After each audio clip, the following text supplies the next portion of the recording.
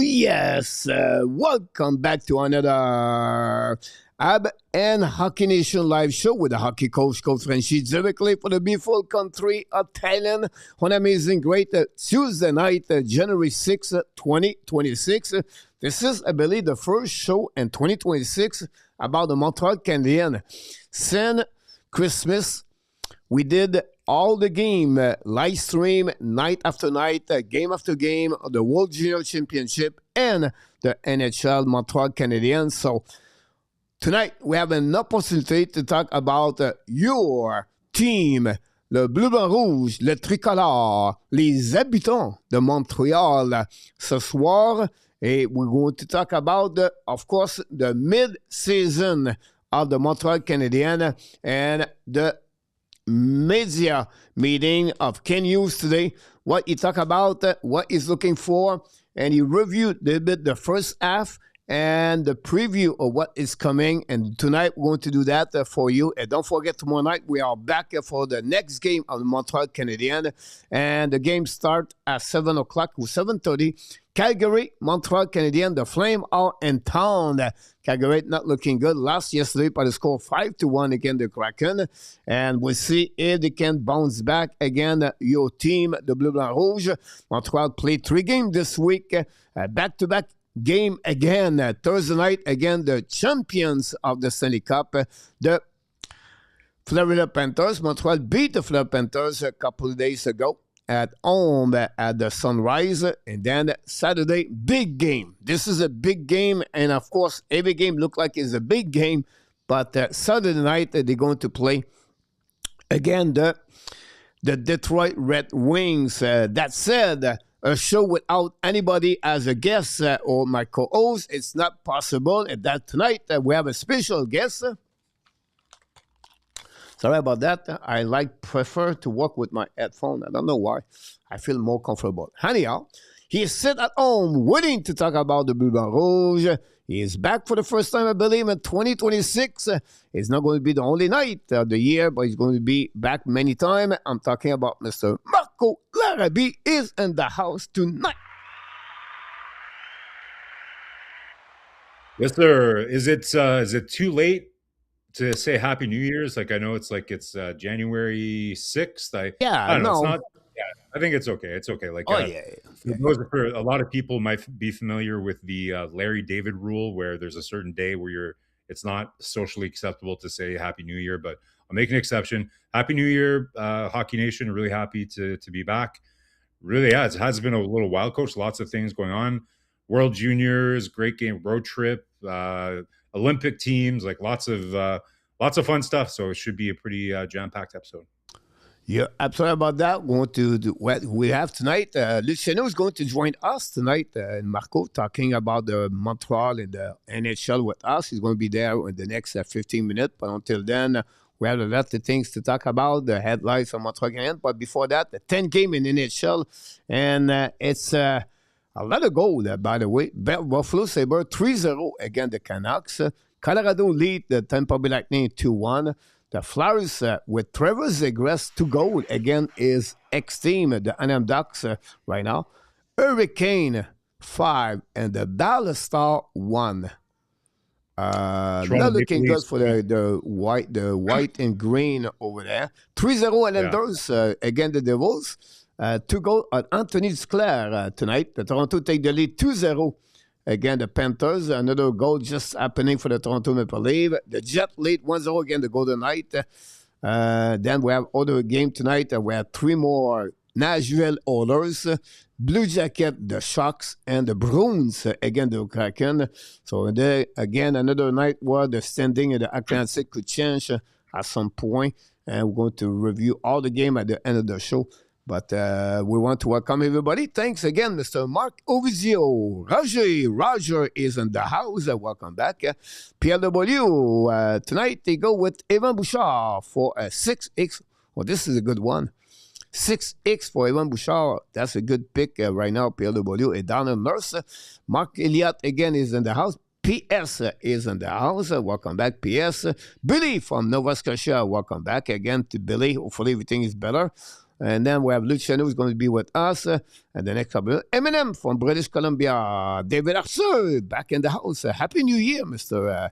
David Arthur. Long time, we did not see you around. User, de retour avec nous ce soir. Welcome back, User. Mr. Brew is back with us also with Nat. Thanks so much, Brew, to be with us. Claude Richard, directly from home at Ottawa. And we have, again, I don't know, Anthony Bouchard scoring another goal. I think it is. A hat trick already for Anthony Duclair, guys. 3 goals in the first 1 period and 3 minutes for Anthony Duclair. 6-7, 5-6-7 for him. Sentiment is in the house at the beginning. And that's pretty much what we did over. Again, thanks so much. Don't forget, please, to click on the like, subscribe at the Hockey Nation Show. That'd be a great. It's not too late. Tomorrow is the Orthodox Christmas, so you are safe. Nice. Good to know. I want to share with you about that. What Standerman said. That he knows more about at me. I had no clue about that, but thanks so much for sharing. But we'll do at the beginning, Mr. Marco. We'll do the headlights. Of the show, and we're going to start right there with yours tonight. Appreciate that, Mr. Marco. You did that. Here we go. Yes, sir. Roster crunch is my headline, Coach, because guess what? We have some warm bodies, injured bodies that are slowly but surely going to start entering the Montreal Canadiens lineup again here soon. So Kirby Dach, a little bit of mystery shrouded around his return. I think Kent Hughes addressed it, and we'll talk about that later. It's supposed to be out 4 to 6 weeks. Looks like they're being extremely, extremely cautious with him. But he's going to come back soon. Laine started skating. You have Goalie that's, probably either this week or later or early in next week is going to be back. So all that to say, Coach, I think Kent Hughes did a really good job patching up the lineup with a guy like Texier, making the trade for Danault, which is amazing timing, obviously, with Jake Evans getting injured. So listen, I think that the reason I wanted to bring this up is, again, it'd be nice for them to be 100% healthy, right? Even if they're not 100% healthy and there's a couple of people that are out, Martin Saint-Louis is still going to have some very tough decisions coming up, right? With some of these bodies coming back into the lineup. And, I think it's interesting, right? We weren't sure about Montreal's depth at the beginning of the year. We thought it was a strength of the team last year. And then, obviously the bottom six was really having a tough time at the beginning of the year. But, so it's hard to kind of be critical. Texier's come in and done a job for them. Even Veleno, you can say what you want about him, but he's been a serviceable player, hasn't really produced much, but sent out on some pretty specific missions by Martin Saint-Louis. And guess what? The team keeps winning. That's the key thing, right? They found a way to keep winning even with all these injuries. But I'm curious to hear from everyone, what they think is going to happen here with the roster when Dach comes back. When Laine to me is the biggest mystery. Where does he fit in this lineup, Coach? It's une patate chaude, right? It's definitely a weird situation that Martin Saint-Louis is gonna. So I'm curious to hear people in the chat. Kirby Dach is the one that's going to be returning soon. I think a logical spot for him, since you have Slafkovsky on the second line, is you're gonna try him up there with Suzuki and Caulfield, which they're looking for kind of that new complementary piece to go with them. But curious to see, guys, what you think. What's going to happen here, Coach? Would you like to be in Martin Saint-Louis' shoes here soon? It's going to be some tough decisions, right? It's tough, but at the same time, it's a good problem for a coach, I believe, because you have, remember, Marco, Pitlick and Hoffman, whatever you have, his lineup, a couple of years, Bill Hill, Bill Zilp, everything. No, so this is good for him at some point. But look, as a fans, like you and me and the people in the chat, we want the best lineup for the Montreal Canadiens, a better chance to win, and that's going to get there. And unfortunately, this is what it is, hockey, right? Your job is not a guarantee, and you try to get a better construction, a roster construction, and that's what they are right now. And like you said, this is not going to be easy for Martin Saint-Louis, but I think this is good for the Montreal Canadiens fans to see a better team night after night, and game after game, and then we'll see. But definitely, the good news is like one Cody come back and Engstrom return Laval, so that's not hurt, honestly, the player right there. One of the forwards coming back, like maybe Anderson, very soon. You have the player like, I believe, like Beck can return in Laval. Then after that, Sammy Blake can go back in Laval. That's number 2. That open up 2 spots right there. And then after that, it will be a little bit more complicated. TC Villano. I think they are number 3, number 4 on that one. And then you have L3 Scratch after the game, after each game. But again, that said, we have to watch also the salary cap. We did not talk about this. We have to be part of this situation at some point. And but again, this is where I believe this is going to be, as a hockey fans, like you, maybe I always said Marco is because he nailed it like a couple of years ago about the roster construction. And this is all about. And then the next 2 years, it's going to be more. Anderson, maybe. Gallagher be there, maybe out. Maybe even Dano, one of the two will be out. And then the defenseman, I think Carrier will be out. In my opinion, Straub will be out also. So look, this is going to be fun. This is going to be interesting. And how the chemistry will going to go back. The top 6, there will be another conversation later, like, the next couple of weeks. Who's going to be the winger? Is it Newhook? Is it Doc? Is it someone else? And what will be look like the third line? But I think with Dano now, they bring some kind of depth inside of this roster, like as a center line. I think right now we can talk about a better center line compared to what was before. And at the end of the day, like you always said, the Montreal should keep Dvorak. Now they have Dano, so that's fixed that problem you mentioned many times. I'm curious, Coach. Like, so now that we see, so that's, I don't know if you have that in the news headlines. Go ahead. But no problem. Now that we know that Dvorak signed for 5 years at a little over $5 million, what do you think of that, Rick? Chat? Like, again, like would you have been happy to sign Dvorak for, I don't know, like, is that why Montreal didn't sign him? He was asking for 5 years. Like, if Montreal could have signed Dvorak for 3 years at $5 million, then, I think they might have been a little bit better off than having Dano, I think, but it's based on that number, like I don't think I would have wanted Montreal to sign Dvorak for 5 years. Definitely about that for sure. And you have to be careful, Marco. When he get the contract in Montreal, you sit down, right? I don't know. He was purposely. I don't want to be negative about him, but I think he did not do well after the first couple of years of his contract. But that said, Montreal could not afford to get him for more at 2 years, I believe. A 3 year will be in the stretch. I think for me, it turned around to be good. Because now you get Dano, but also that gave a chance for Beck and everybody else to pop up for the season, everything like that. It turned around, I think, to be good for Montreal with Dano now. And you have Dano for 1 more year. Same money, $5 million. I think it worked out. It did cost you an extra 2nd-round pick, right? So that's not nothing, right? But if they wanted to sign, if they could have signed Dvorak for $5 million at 3 years, and then you still had your 2nd-round pick, I think they'd be pretty much the same spot. But again, we're not in the negotiating room. We're not sure what Dvorak was asking for. But either way, good for him. Like, you hear a lot of good feedback, how loved he is in the dressing room in Philadelphia, and that's why they decided to commit to him. And we saw that here in Montreal. Cole Caulfield was very close with him, and so good for Dvorak. But in the end, I think Montreal's in a good spot with Dano, like you said, with just 1 more year. But interesting to see the number that Dvorak ended up signing for.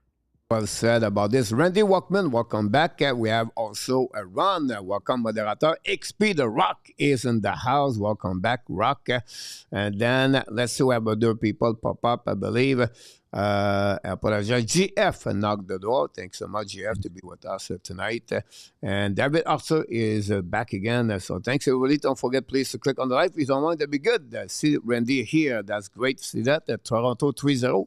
Matthew scored 21 of the season. Matthew is hot right now for the Toronto Maple Leafs. Toronto now on the right direction. I think they'll be get the 2-3 win right now for them. So they are coming back and understanding after a disaster, maybe December, I can call it that way. Over there, 20 team out calling for Blake Coleman, for Randy, for the Calgary Flame. That said, mine, Marco, it's easy. It's called the Slapanov, the surprise line of the year. And I know it's maybe a refrain, we talk about the same thing, but I think for me that line changed last season, Marco, Lane Hutson changed the season of the Montreal Canadiens. Like the additional Lane Hutson and the back completely transformed the system, how they play, and the season overall, and he was great. I think that line went out, not save the Montreal Canadiens, but add something they don't have last season. I believe last season Montreal played with one line and three line after that. This year we can now talking. We have two good top six line, and then we have the bottom six. I think that's make them. But the way they are doing, it's more over my expectation. To be honest with you, Slafkovsky, 32 points, I believe he is right now, 15 goals, if I can recall it. Kapanen, 30 point plus, and then not Kapanen. Kapanen have 13 goals, I believe, and then you have Demidov. This is better at what my expectation, and that's Shaker where the Montreal Canadiens suffered last year, and this is where for me it's really good to see that. As the young guns, is 22, 21, 20, 19 years old, 20 years old soon, and this is a good for the future for Montreal Canadiens. And that's, for me, this is what I see on my first half of the season. That kind of the change for Martin St. Louis to bring Slafkovsky on the second line. We talk all summer, guys, about we need a second center. We need to do that. We need to get this. We have to do that. After that, we put Bolzuk and we put Lining and we put Gallagher. We tried to make a combination second line, but I don't think so. We saw someone said Slafkovsky with Demidov and Kapanen. If someone did it, but congratulations if you said that to us. But this is really where Marco is blew my mind, this combination, the second line, this first half. Yeah, like I like it, Coach, slapping off. It has nice ring to it for sure. Just, there's this old expression, Coach, and I probably will butcher it here, but I think it's something like necessity is the mother of invention, right? So basically when you need something, it forces you to be creative and try different things, right? So with Newhook being injured, it made them move everything around, because that second line with Kapanen and Demidov was pretty good too at the beginning of the year, but then Newhook got hurt, and then there was a couple of weeks where, really everything was a little bit off, right? Because that whole balance that was happening, like it really threw everything off, and that forced Martin St. Louis to eventually try Slafkovsky with Kapanen and Demidov. And like I said, sometimes necessity is the mother of invention, and it forces you to try something, and it works. Coach, if you look at the numbers over the last road trip, this line, vastly outproduced the first line, right? Like I believe, you're absolutely right about that. It's 13 plus 4, 17 plus 8, 17 versus 8, and depend who you put on the winger. Like if it's Bolzuk, it's 3 points. If you put like this is, you're absolutely right. That's a good comment. Suzuki and Caulfield, I think, had each like 5 or 6 points during that road trip. 4. And I don't have numbers I don't have the numbers in front of me, but then like Slaf, Demidov all had like over 10 points, 12 points, or whatever it is, right? So, and then Lane Hutson, like you mentioned, Lane Hutson, to me, he's been, just unreal. Like we had this debate, Coach, last year. People rolled their eyes at me a little bit when I said, like if you look at the MVP of Montreal Canadiens season last year, it's a little bit closer between Suzuki and Hutson than you might think, in my opinion, right? Now, I think Suzuki was the MVP of Montreal season last year, but Lane Hutson was right there. For me this year, to me, he's their best player, Coach. And you're right. Like to me, and Kent Hughes did, I don't know if you have it as one of the clips when we're going to talk about Kent Hughes, but even he said it today, right? He never thought that Lane Hutson was going to be this good this quickly. And to me, that's the real turning point of this rebuild, right? It accelerated things so much just because how impactful Lane Hutson is every day, every night. He never takes a night off, right? So I think you're right. Like that line, is an absolute game changer. Similar to if you combine the fact that they got Deno, now they can be a bit more patient for the third line center. And then you have the second line where Kapanen is doing the job for now, second line center. All it does is it buys them more time, to make that right move, wait for the right opportunity to eventually get a second line center if they feel like they still need to do that, right? So huge development and very fun to watch. You're absolutely about that. We have a few people knock the door. Melvin, welcome without Cole is a right winger, not left winger. About that, yeah, he is a right winger. Sometimes he changes the side, but he plays on the left though. Cole Caulfield always plays on the left. I'm sorry again. Cole Caulfield almost always plays on the left side. Yeah, with Slafkovsky, of course, they switch the side, everything. You're absolutely right. We have Jordan, welcome back in the house also with Brad and Melvin, like I mentioned. Samuel knocked the door. Welcome back, Samuel. And then we have also, let me check about this.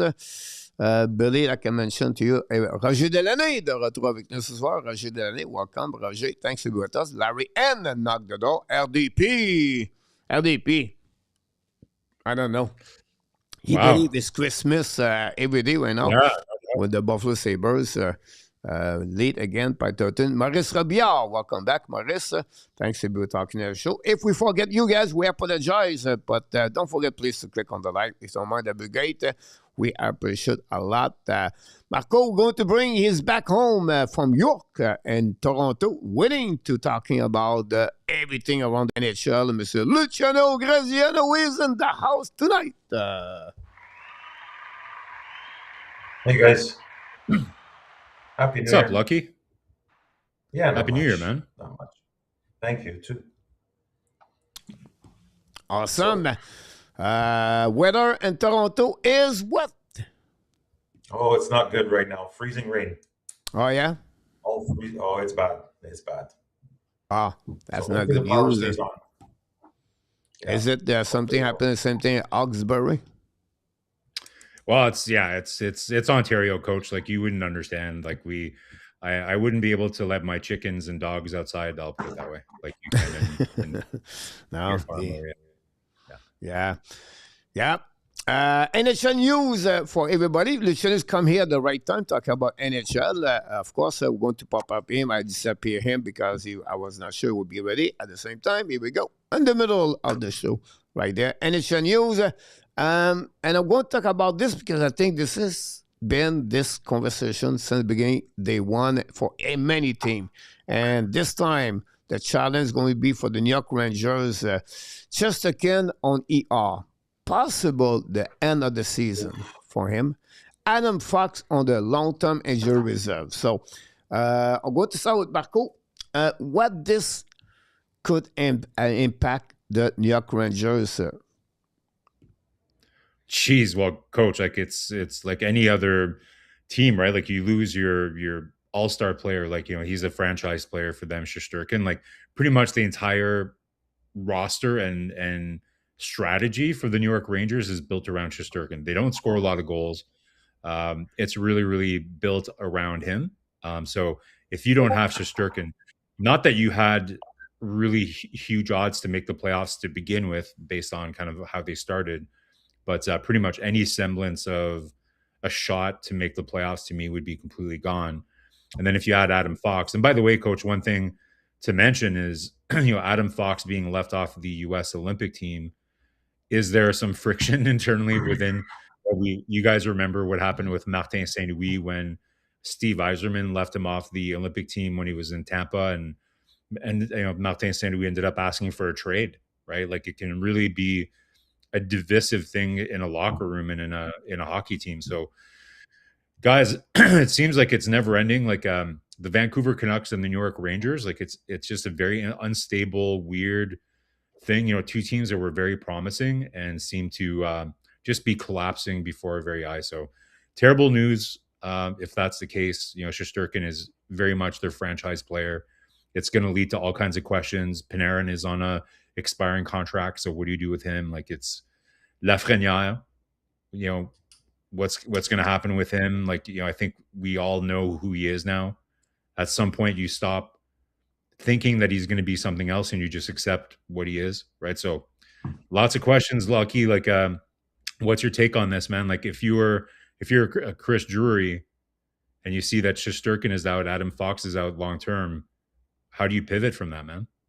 Yeah, if anybody said to me that this couldn't have gotten worse for a New York Rangers, it sure as hell just did. And if he's done for the season, I mean, their season is not going well as it is already. I personally thought Sullivan was going to turn this around. That was my take. As soon as I saw Sullivan come, I was like, there's a possibility he's going to turn this around. But it's gone completely 360. Yeah, they're in a deep load of trouble right now. There's something there. I mean, yeah, we talk about the GM, but there's got to be something there that's made this team. And listen, it's not just New York Rangers. I mean, look at New Jersey this year. Like, have you seen a team that you expected so much from absolutely plummet? Like, they're plummet. They're losing tonight, I think 2-3-0 already. Yeah. I think that you could, with the Devils, it's an interesting point, Lucky, for sure. But, like with the Devils, at least you can point to injuries, right? Like, they have pretty big injury problems. So, Hughes is out again. They're pretty decimated back there. Again, every team is dealing with it, so it's not an excuse, but there's more of a reasonable explanation. For me, the Rangers, it's just they're too slow, man. Like, it's a slow team. The defense is not built very well because it's all built around Shesterkin, right? But if you're the Rangers, if you're Chris Drury, Lucky, like, it was less than 5 years ago that Jeff Gordon wrote a letter to the fan base saying, you know what, we're going to rebuild.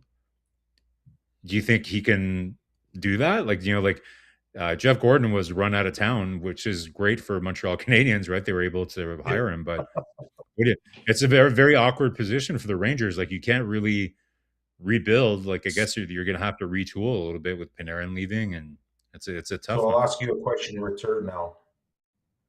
The Capitals a few years ago were at this point, but they pivoted and they saved themselves. Do you believe the Rangers are at that point last year, but there was no pivoting done. Nothing was done. That's a good point, man. Like, the Capitals actually, are... Oh, go ahead. Finish so they're your actually in a worse spot now because nothing was done. And I don't think there's coming back from this. It's tough, right? Like, there's not a lot of teams that are able to, I guess what technically the best way to put it is a rebuild on the fly or a retool on the fly, right? Yeah. And you've seen a couple of teams that are able to do that. Probably most famously, the Dallas Stars were one of the best teams that, like, they had Jamie Benn and Seguin, and like, that their core was aging. Just with good drafting and a couple moves, they're able to kind of insert a young core to work alongside these veterans. And it was kind of like a seamless transition to this new era of Dallas Stars hockey, right? Yeah. So you saw the Bruins kind of did that as well too. Like, when they pivoted off Lucic, and they got a couple, extra years, so, but it's very hard to do for sure. Like, and you're right. Like, the Capitals are a great example of that. They did, miss the playoffs, and they did liquefy some assets, and they were able to kind of, you remember that free agency period, Lucky and Coach, like they took a lot of swings. They took a swing on Pierre-Luc Dubois. That was like a huge gamble.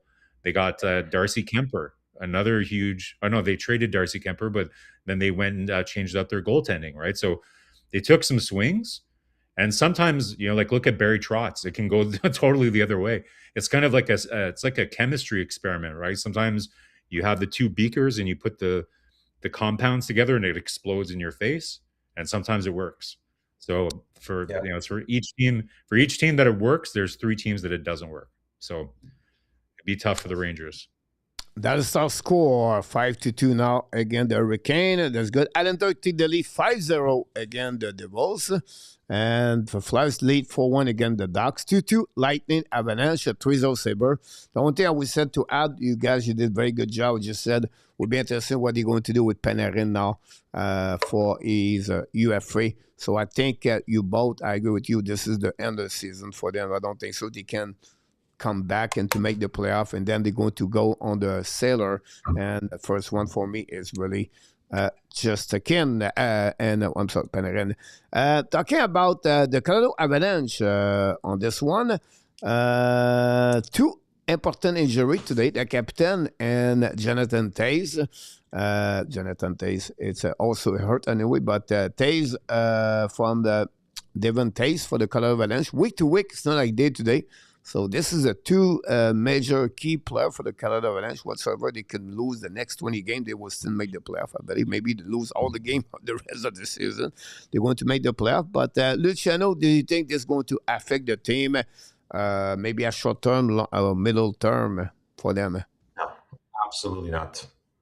No, their depth is off the charts. No way. This is like another Florida Panthers team when Florida's healthy. Florida can lose. I mean, don't get me wrong, Florida this year's not doing the best right now, but their depth is too strong. I can't see them falling off. No way. Marco? Well, Coach, they played without Landeskog for what, like 3 years. So I think they've shown that they can play without Landeskog, no problem. Toews, obviously, I think they could, like Lucky said, right? They can manage for a couple weeks. One interesting question though is he going to be ready in time for the Olympics? That's I'm sure Canada's management team will want to see him play some games. Like not just be his first game, be boom right into the Olympics. So something to look out for. Canada's Team Canada's decor. But yeah, I think Colorado will be just fine. Like you said, Coach, I think they have 3 regulation losses, so I think they'll be okay. You're right about that. And just take a note, maybe you talk about Toews, but I think Lestagak with Sweden could be a little bit jeopardy to play with for the Olympics and something we have to bring on. Finally, we have one more, and now we get the news. I don't want to go deep.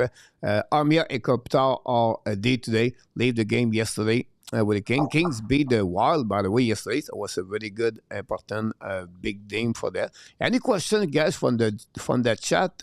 Please just ask. We're going to answer your question. Finally, for the answer to Mark Elliott, Dylan Garland is the backup goalie for the New York Rangers and the American Hockey League, but he's going to get the call up for that one. Jordan, why is our division refusing to separate point-wise so many streak for that one? So I don't know if Marco, you want to start with that one. Yeah, well, I don't think we've ever seen anything like this in terms of parity. I remember last year, it was a huge discussion. Like we're starting to see more parity in the NHL. And I think it has to do, especially in the Eastern Conference, you have teams like Montreal, Buffalo, Detroit that are no longer in that bottom feeding stage anymore, right? And they're winning their share of games. So you can look at it two ways. And I've had this debate with many people online and on different podcasts and chats and everything else. Some people might look at it and say, well, you know what? There's just a whole bunch of mediocre teams. The way that I look at it, it's not that they're mediocre. It's just that they're very even. It's just parity. And I think that's good.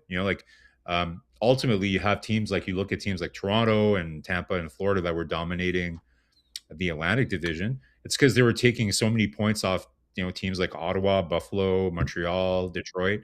But now, like, all those teams are good. So it's going to be a battle. And Coach, that's one of the metrics that we are going to be and have been keeping a close eye on the whole season is what is Montreal's record against the Atlantic Division? And that's going to be critical, right? Like in division records are going to probably make or break whether you make the playoffs or whether you can finish in the top 3 in your division. So to answer the question, it's just there's more parity, and you don't really have any teams in the Atlantic Division that are rebuilding. You don't have many teams in the NHL that are full out like selling and rebuilding. Like name one team that's completely just tanking and wanting to trade everybody. There's not really any. You're absolutely about that. Talking about tanking, we talk about the Toronto Maple Leafs right now winning 3-0 against the Panthers. But Luciano, the Pittsburgh Penguins win the last 5 games. This is another team. Is it real or is it just, again, we think a couple of weeks ago, I think I was saying, Marco, like maybe 2 weeks ago, they have a really bad stretch. I think it was 1-5-1, but now they bounce back with 5W. They're always those kind of team when now they do this in this league this year. They play for a bad stretch and then they come back with a good stretch. But Luciano, what is the biggest thing between the surprise of Pittsburgh and the Winnipeg Jets at the bottom of NHL? First, I think Pittsburgh will run out of gas. This is their last hurrah to make the playoffs. After this year, there's got to be a few changes done there, but I don't know. I personally don't see them keeping steam here. No way. Winnipeg, I actually personally thought Jonathan Toews was going to really bring some spark to this team, but it's gone completely the other way around. Winnipeg baffles me. I don't understand. I mean, I understand if you're going to be bad, but they're really bad. Like, they're really bad. Yeah. I would never expect Winnipeg to be this bad. It's similar to what we just said about New York, I think, Lucky. Like, it's to me, it's a speed thing. They just aren't really that fast. Like, they're big and they have some good skill, but their back end is a little small as well, and the big guys they have are kind of slow. I just think that you lose somebody like Nick Ehlers. Not that he's really lit it up in Carolina or anything, but it really changes the depth that Winnipeg has. They're really a one-line team. So like ultimately it's just one of those. It's similar. It reminds me a little bit of Boston. Boston had these incredible regular seasons, and all of us, I think everybody in hockey is looking at their lineup. They're like, how are they doing this? Like, they shouldn't be this good. And then they broke the record for most wins ever in the NHL. And if you look at that lineup, I mean, how did they do that? Like, I think Winnipeg is kind of the same thing. They were just they just played really, really well as a team and probably overachieved over the last couple of years.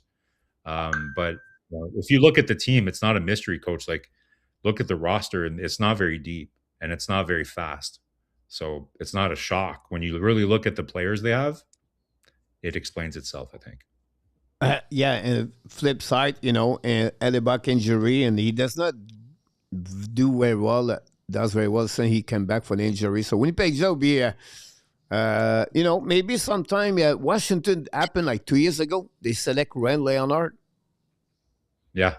And then they come back with a couple of trades. Maybe could happen about Winnipeg. It's just select the top 6, top 8. That would be excellent for them to get maybe a top 6 players at some point. One other thing, though, on Winnipeg, guys, that you have to keep an eye out on is that as the salary cap goes up, it's going to be problematic for small market teams, right? Like, not every team is going to spend all the way to the cap because they can't afford it. As the cap goes up, smaller market teams like a Nashville maybe or a Winnipeg, it's like, are we going to go back to the NHL that we saw before, right? Like, where teams like, the big market teams, Montreal, Detroit, Rangers, Philadelphia, Toronto, they're going to spend all the way to the cap as it continues to go up. But our smaller market teams like Ottawa, Winnipeg, are they going to be able? Nashville. So I don't know. It would be interesting to see that. Definitely will be something to check for sure about that. Do you have a question here, Luciano? Maybe you can see it at the bottom of the screen. Maybe you cannot. Depends. If it's coming back, they'll be good. Look like he's up here now. So Jordan Tyler asks you, this season seems to have more injuries.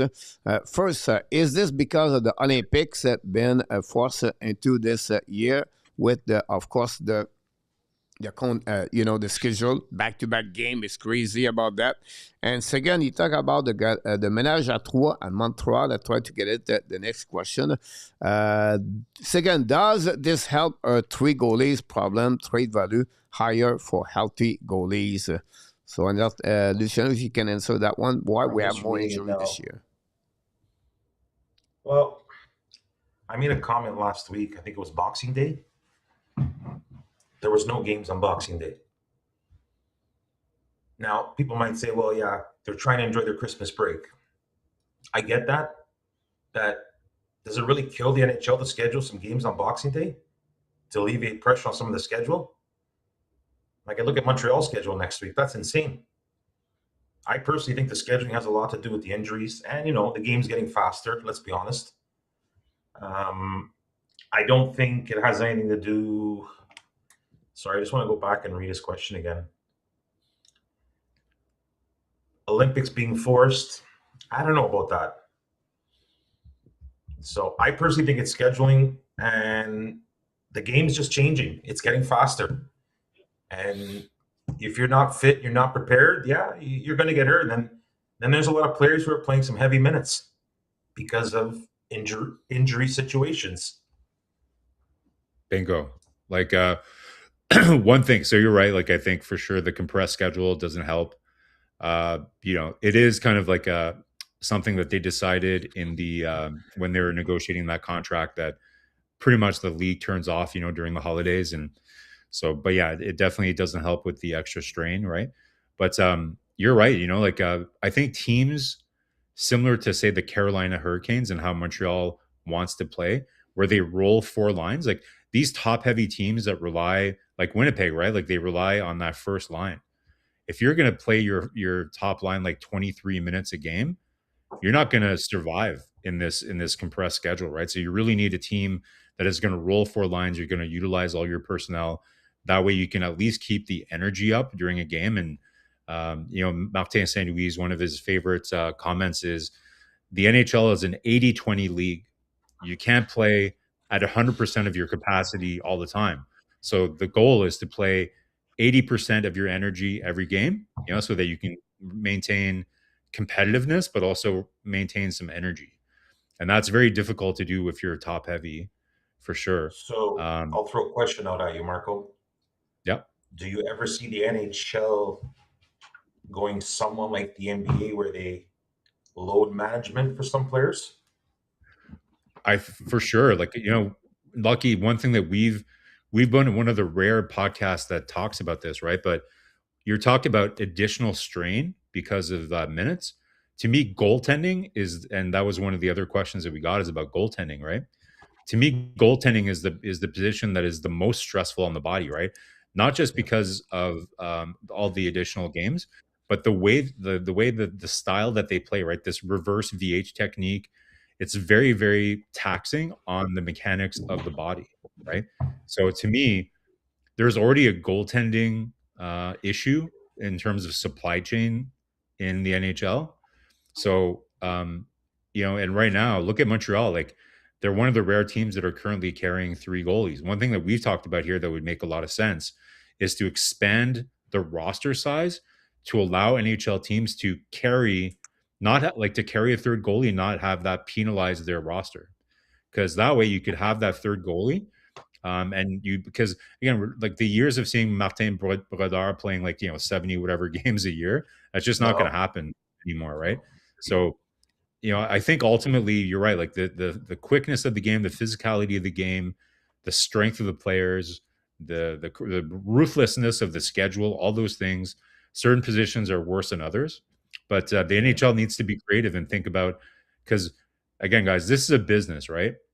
Lucky, you run a business, right? Like, if I'm not mistaken. So as a business owner, those players are their assets. So you need to protect those really, really important assets, like Connor McDavid, Matt, like all those players. Those are prized assets. And then, you can't be jeopardizing your prime resources by overplaying them and risking them to injury. So they need to be smarter with, again, the schedule is the schedule. It is what it is. Like, you have to fit it in. But they need to kind of be more creative so that it doesn't put undue stress on their very, very important resources, which is their player. Good point about that for both of you. Appreciate a lot. 6-2 Hurricanes. Again, the Star. DeBrusque just scored, cut the lead from 3 goals against the Buffalo Sabres. Ducks just score back-to-back game. A goal from Alex Killorn. Only is 4. It's 4-2 Flyers. And that's pretty much what we got here right now. Edmonton just started the game. I appreciate a lot. A lot of people pop up. And 26. Welcome back. Thanks to be with us. A lot of great questions inside the chat. We appreciate a lot. I answer most of you. Again, one of the guys that talk here because we have no time to talk about this. Before we talk about Montreal Canadiens, I'm going to go a little bit quick, talking about the World Junior Championship 2026, the review of the tournament, very quickly. And then we're going to move on with what we want to talk about tonight, the Montreal Canadiens. But if you think about the tournament overall, we're not talking about Michael Edge yet, but the overall team, about everything else, Mark, about the Team Canada and the gold medals and everything, and maybe some surprise, maybe some value market drop the at front NHL draft 2026. What do you think about this, Marco, first, overall? Well, like usual, it's an awesome time of the year, Coach. It's a great tournament, very entertaining hockey. Once again, like if I'm just looking at the entertainment value overall of again, to me, it's good that some other countries win or in the gold medal game other than Canada and the U.S. once in a while, or else what are we doing here? It's always going to be Canada and the U.S. in the medal games. I think it's good for hockey. It's good for international hockey to have a team like Sweden. Can you believe Sweden's only won 3 to 4 gold medals in their entire history at the World Juniors? It's crazy, right? So I think it's great for Team Sweden. Like I think overall they were the best team. They played the best as a team, and were able to pull it out. Like I think Canada, in that semifinal matchup, like I think not to go too much into Michael Hage, right, but definitely had their chances, right? He hit 3 posts and had like a shootout, 2 shootout attempts in the same shootout, which I'd never seen, by the way, before. That was crazy. But overall, great tournament. Obviously, a bit of an upset with the U.S. being 2-time repeat back-to-back champions. Very disappointing for them. Like you could see the looks on their faces. Very, very disappointing for the U.S. But some great stories, like some individual players. In terms of how it's going to impact the entry draft this year, Coach, I think I'm seeing a lot of people talking about McKenna and kind of what this does to his status for the entry draft next year. I think you have players like Stenberg, you have some other players that have emerged that are going to make it interesting. So, like usual, it's a holiday tradition. I love watching the World Juniors, and like usual, it didn't disappoint. And even though I'm Canadian, it's nice to see the boys have success and win a medal. I think overall, it's good for hockey that you see some other teams be competitive too. Good point about that. Listen, we're going to go for your questions about Team Canada. What you feel about Team Canada overall for this season at the World Junior Championship? I mean, I'm more disappointed that 3 years in a row now we've been knocked out by Czechia. That really pisses me off. I mean, overall, first 2 games, a little concerned. So I wasn't really, third game, yeah. But those first 2 games kind of cemented it for me that I'm like, I don't think we got what it takes to go all the way here. I really didn't. So, and let's be honest, the European teams were better teams this year. That's all there is to it. But between us, I really wish they would hold this tournament somewhere else besides the United States, because boy, was the attendance really bad. Yeah, that didn't help, eh? Lucky, like it really does change. Like like even sometimes you see in some countries where the attendance isn't very good, but obviously we know the situation with tariffs and everything, and not a lot of Canadians choosing to spend their dollars in the U.S. right now, which as a Canadian I totally understand. But it does kind of damper the experience for sure. But lucky, man, like I get it, right? Like it's nice to see Canada win, and I get it, 3 years in a row against Czechia, like the same country and everything. But you don't agree that it's nice to see some other countries kind of? Oh no, 100%. But defensively, we were poor. We were poor defensively. That's what lost it for me, I think, was the defense. This is a Dale Hunter team, right? Like this team has Dale Hunter written all over it. Like you could see that third line, with Dinwiddie and like all the, I forget who was Dwayne O'Reilly. Yeah, so he loved that line, but they were good. Like they definitely pressured the puck, but they didn't produce much offensively, right? So no. It's a philosophical thing with Canada, right? Like and I'll be curious to see, like, is it the same? We can talk about the Olympic roster that they've chose, right? But do you guys remember that year where Team Canada chose Rob Zamner as a defensive specialist to represent Canada at the Olympics? And like sometimes you can galaxy brain roster construction a little too much with these teams. What did you think of that third line? Like what did you think of the roster construction? Are there players on that you would have liked to see make that team? Like Carter Bear didn't play a game. He was on there. Before the tournament started, there was a lot of guys raving what the team looked like on paper. And it's like, let's see what it looks like on the ice. And I knew right away the defense. When I saw it on paper, I'm like, yeah, we're not strong enough. Just not strong enough. But I'm happy for H, for you guys. Big win. Absolutely. But it's a showcase, right? It's a showcase of what to come. That's how I take it.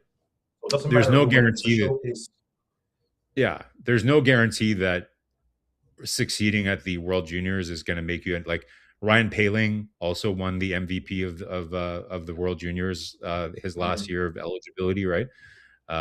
You have Jordan Eberle, which is like the superstar of the World Juniors, like most memorable moments ever, and he had a good NHL career, right? But it's not like he's a dominant player in the NHL either. So it's not it's a good showcase, but it's no guarantee that those players are going to have dominant NHL careers. A lot of great comments here for some people. Yeah, we can talk about this all night long because people they just want to jump on that part. François Lamarche, welcome back. Luc Lafortune is back, and I'm going to jump with him because I think it's a great question. We can get different thing. We can talk about the roster Canada for also. But that said, Luc said, what do you think of Parek tournament, Luciano? I don't know. There was a bit more expectation from him. I think I'd say he was a bit of a disappointment. I'm curious to hear what Mark was going to say, but I think more was expected. I don't think he was horrible. There just could have been more, I think. Well, let's look at it, guys. Like he scored the most points of any defenseman in tournament history for a Canadian. So that's what Zane Parekh is, right? Like, so I can't, like, in terms of what I was expecting from him, I can't say I was disappointed in terms of what I expected for him to do. He did exactly what I thought he was going to do, which is be an electric offensive player, and he was not that he was bad defensively. Like I wouldn't say like he had major breakdowns. Like he made a couple mistakes here and there. But he is what he is. Like I think Jeff O'Neill, had a good breakdown of kind of his play, right? And a lot of and it's similar to what we were just saying, Lucky. Like just because you can do some of that shit in the World Juniors doesn't mean you're going to be able to do it at the NHL level. We saw him play some games in Calgary, and he got absolutely clocked in his last game. Got lights out, knocked down while playing for Calgary. So I think he needs to have a better B game. He needs to be able to, in order to bring what he can bring to the NHL, which is, again, electric offensive skills, a really, really good wrist shot, will be able to run a power play. He just needs to be able to kind of pick his spots. Like, look at what Lane Hutson has been able to do, right? Like, been able to really figure out that fine line, game management stuff, right? Like, so that's going to be the key for Zane Parekh is game management. For me, Lucky, like, again, I didn't expect him to be, kind of like a two-way defenseman or anything like that. So I don't know what element of his game was disappointing. Like he broke a record for the most points by a defenseman. So I'm not sure what else he could have done, right? For me, it's like I'm reading every comments here, everything like that. It's just like I would be curious to see who select players and who does this, who bring that idea, everything like that, because I think they have some kind of. But Dale Hunter, coach. This was a Dale Hunter design team, right? Like he designed it exactly the way that he wants. He has a lot of power in Hockey Canada, obviously, and he has a good record. Like he won the gold, I believe, in 2020, and I think he's won it a couple times. So, and he's arguably the best coach in OHL history, other than Brian Kilray, maybe. But listen, he brings a lot of gravitas and a lot of credibility to what he does, but you can question the philosophy, like overall about about Hockey Canada, how they decide to design their teams. They rectified some things from last year. So last year they didn't bring Perek, they didn't bring Michael Hage, and they didn't score enough goals. This year they bring those players, and Michael Hage led them in scoring, and like I said, Perek breaking records left and right. So it's always easy to second guess these things, but obviously something wasn't right in the roster construction, or else I think because just on paper they have every year Canada's going to have more talent than most teams, unless you have situations where the players are not available. And that's one thing we didn't talk about, guys. Like, think of all the players that weren't on this team, right? Like, you have Dickinson, you have like so many other teams that are players that would still be eligible that are playing in the NHL too, right? So I'm not worried about Hockey Canada. It shouldn't be kind of like an existential crisis of, are we producing better, like good enough hockey players? We're producing enough hockey players that are good. It's just we're maybe galaxy braining things a little bit too much, I think. Awesome. Michael Edge, finally. 7 games, 2 goals, 13 assists, 15 points. Luciano, give me 2 things you really like from Michael Edge during that tournament. 2 things maybe get out or pay more attention for Michael Edge with the Team Canada. It's great with his hands. He's absolutely... And his skating ability to me is... I mean, you couldn't ask for anything... sorry. You couldn't ask for anything more from him. I think he played a great tournament. Like some of the guys said in the chat, best player for Canada. I couldn't agree more. And, man, the Habs should be excited. The Habs should be very excited for this gentleman. Good point about that. Marco? Yeah, like, listen, guys, it's so fun when you get to, like, I said how much I enjoy watching the World Juniors every year, but it's even more fun when there's a good prospect, from Montreal Canadiens that's going to be involved and be able to watch them play a little bit closer. And Michael Hage did not disappoint, right? So I've watched some of his games, obviously, this year, and he's having a good year in Michigan and everything. But you could tell, he's been playing against men, or older guys in university, because this was a little bit more manageable for him, so to me, other than just kind of the vision, the skating and everything, like I did discover his shot a little bit more. Like, his shot is way more dangerous than I thought it was. Like, he did hit like those posts and everything, but his one-timer is a lot more dangerous than what I thought it was. And most importantly, Coach, we're watching for his development on his two-way game. And I think overall his two-way game was very solid. I'm still not 100% convinced that he's going to be a center in the NHL. His face-off percentage, I don't know where he finished, but there's some parts of the game where it was decent, but there was long stretches of the game where he was losing some pretty important face-offs. In like, it's one thing to lose draws like in the neutral zone, but it's when you're losing them in the defensive zone or in the offensive zone. And so, listen, I'm still not sure if he's going to be a center, but it's very much trending to me that he's pretty close to being ready to play in the NHL. And my headline today, guys, was roster crunch. Like, what's Montreal going to do with all these bodies? That's another body that they're going to have to start thinking about in the spring, right? Like, there's no question that he's probably going to sign his entry-level contract.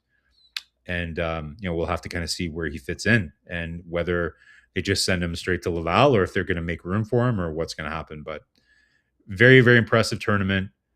And he's definitely trending. I heard some people comparing him to the same trajectory that Nick Suzuki had. Let's hold on. Let's not kind of get carried away there. It would be amazing if he could be 80% of what Nick Suzuki is. Then that would be incredible. Marco D'Amico said he would be next Jack Eichel minus 1 step behind. Yeah, I'm not sure I buy that. I don't think he's as physically strong as Jack Eichel, for sure. Like, That's one thing. So overall, his 50-50, like I think his responsibility in terms of being a 200-foot player, his intentions are very good, but he's still not winning enough 50-50 puck battles. He needs to get stronger, but his will is there. And that's the most important thing. He wants to do it. He just needs to get stronger. Jack Eichel, guys, is a franchise player. So I don't know where, I don't think I'd agree with Marco on that one. To me, the way that I saw him, the one player that I would compare him to before this tournament was Jordan Kyrou, right? Right-hand shot, really fast, good vision, decent shot, but mostly played to the outside. So not that I don't like Jordan Kyrou, but Montreal doesn't need a Jordan Kyrou. They already have a lot of more skilled players. So to me, that's the comparison still is Michael Hayes. He's kind of like a Jordan Kyrou kind of guy. I would love to see him be a little bit more physical, a little stronger so that he can learn how to play in the inside so that it's really going to be much better at the NHL level. Good point about all this. My concern for my college, for me, is two couple of things. First of all the two track he did at the junior will not work in the NHL because the game is so fast and the stick is there and the players are smarter. So how every time he come back right there, he come back and he shoot, I don't think so it will work. Secondly, my biggest problem for me, it would be for him, it would be how he's going to create space on the ice. In my opinion, that's what it will be a little bit more difficult for him because he's not strong enough, or physicality is not there yet, in my opinion. That would be my two other things in NHL. Would be my biggest concern for him. And face-off for me, Marco, it's not matter. It's not matter. It's not going to hurt. It's not for me because 80% of young players are struggling and the face-off. Well, I mean, they struggle in the NHL, coach. But yeah, like what you're saying makes sense. Like, okay, a young player comes to the NHL and they're going to be like at 35-40% for the first couple of years because they're in the NHL. Yeah. But they should be good at their own level, right? You're competing against guys your own age. So I wouldn't be concerned. Like if he was playing center even in Laval and he is like 40%, then I would agree with you. Like, okay, well, you have to give him time and everything else. But it's like Beck. We know Beck is a good face-off guy because he was very good at his level. And it's going to take him a little while to reach that level in the NHL. Now, again, you're right. Face-offs is not the only thing. And I saw someone mention, like, I think it's Maurice saying, like, nobody knows if they're going to play center. Like, these things can be improved on. For sure. Like, again, things can always evolve. I'm just saying in terms of what I see right now, he has the vision to be a center. There's no question about it, right? Like, he can slow down the play. He has the vision. His passing is amazing. What it comes down to is he able to do the reads in the defensive zone, be the first one back, be the support for his deep part for the defense core, things like that. We'll have to see. But the faceoffs is important. Yeah. And 26, his age is tall, 161, 180, and not small. I don't think so. We said he's small. What we try to explain for me is the physicality of his game. That's what it's fun right there. You can be 6'3", but you play small. That's not changing. You know what I mean? For me, that's why I'm a little bit concerned about how he's going to be there. The rest is the guys he can be excellent on the offensive side. I still believe Marco Luciano is going to be a middle six, in my opinion, right now. That's what I expect for him to be in NHL. And I think will be a solid good player for the Montreal Canadiens. Overall, that's conclude, guys. We have to move on. We have a lot of things to talk about. A lot of great comments in the chat. Pick up your comments. Agree, disagree. It's not a big deal. That's what we're looking for here. And that's what we want to set that. We're going to go quickly, guys, for the road trip. And Luciano can tell a little bit more about this. I'm going to give you some information about the Montreal Canadiens, the road trip, in a few seconds.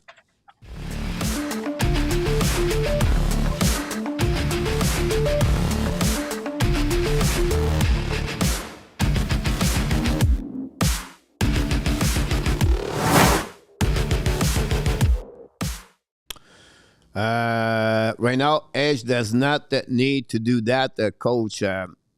about that.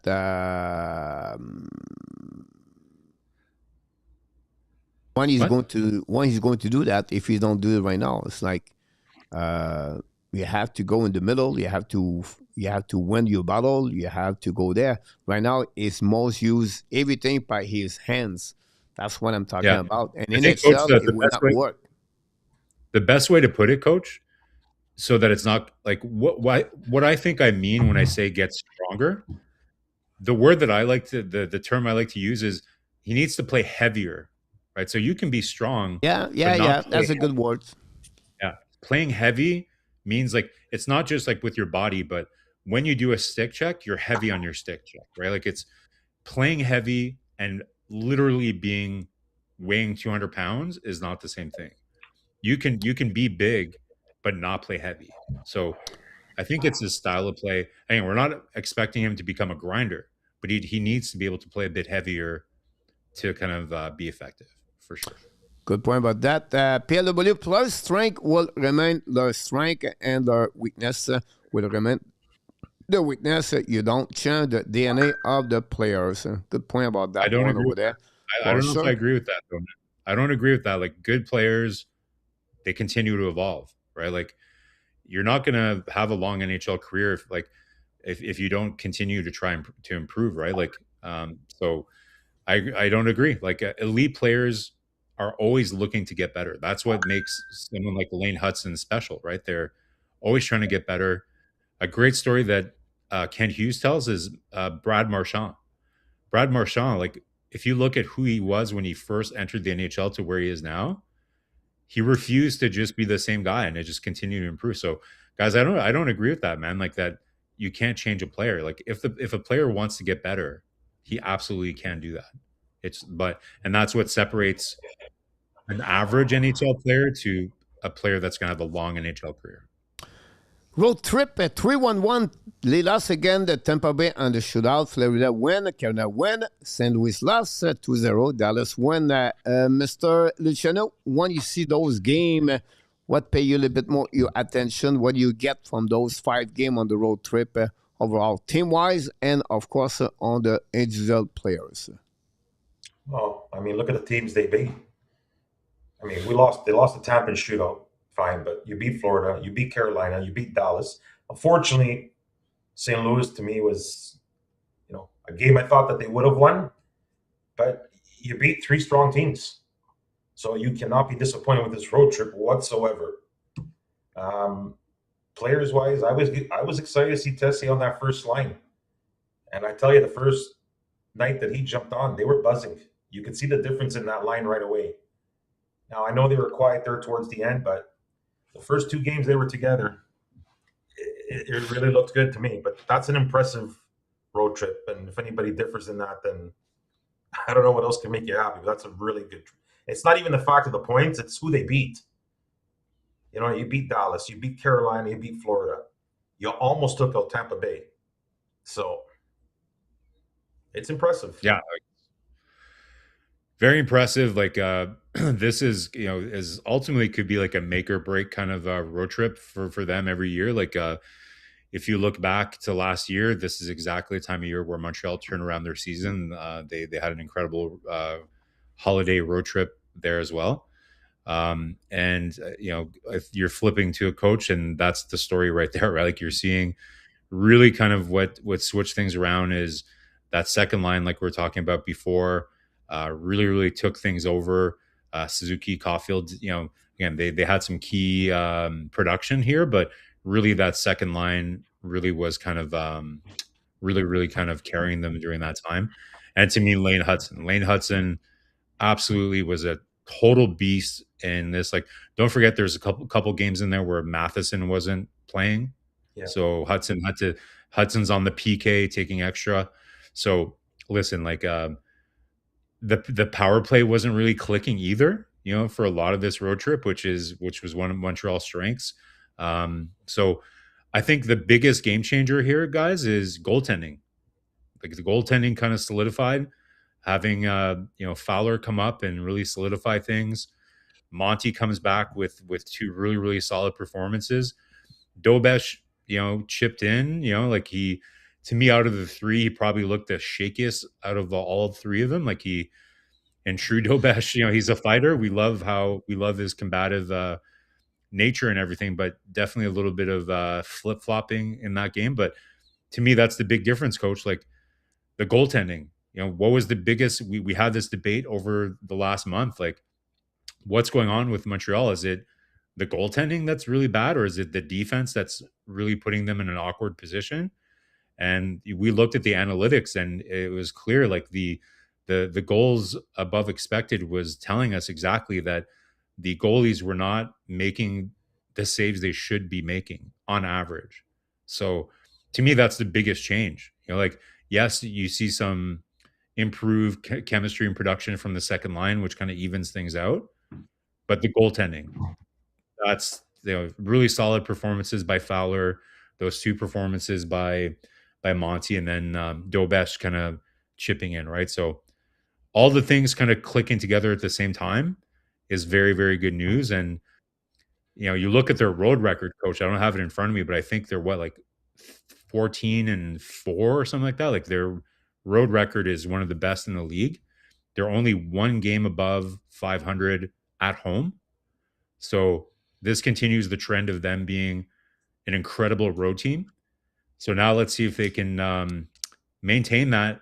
We know the first game back from a road trip, it's a bit tricky sometimes. So it would be a tricky one against Calgary tomorrow. But you can't be mad at this road trip. They did what they needed to do. Definitely about that. Listen, I'm going to ask you a question. I think you want to leave. You let us know when you want to leave. But I want to mention to you, Marco, you just opened the door about the goaltending. What do you get of that one situation? What do you feel is going to happen? Or I know it's not easy, honestly. Montreal play 5 games in the next 7 nights, so I don't see any change. But how you think you're going to manage those games with the ménage à trois? Again, I know it's not easy to answer, but at least you can give us a bit what you see that. Yeah. So if I'm looking at this week here, let me look at my little notes I made here. They're playing Calgary Tuesday. Thursday is Florida, if I'm not mistaken, right? This week here, I'd be going Monty, Dobesh, Monty until Saturday. Now, I know Monty plays well against Florida, but his last 5, he's 5-0. He's bound to lose. And that Detroit game on Saturday is going to be big. That's a game you don't want to lose. Now, am I a big fan of the 3 goalie system? No. There's still questions with Monty to me. Okay, he won 2 straight. Big deal. But is he going to be consistent?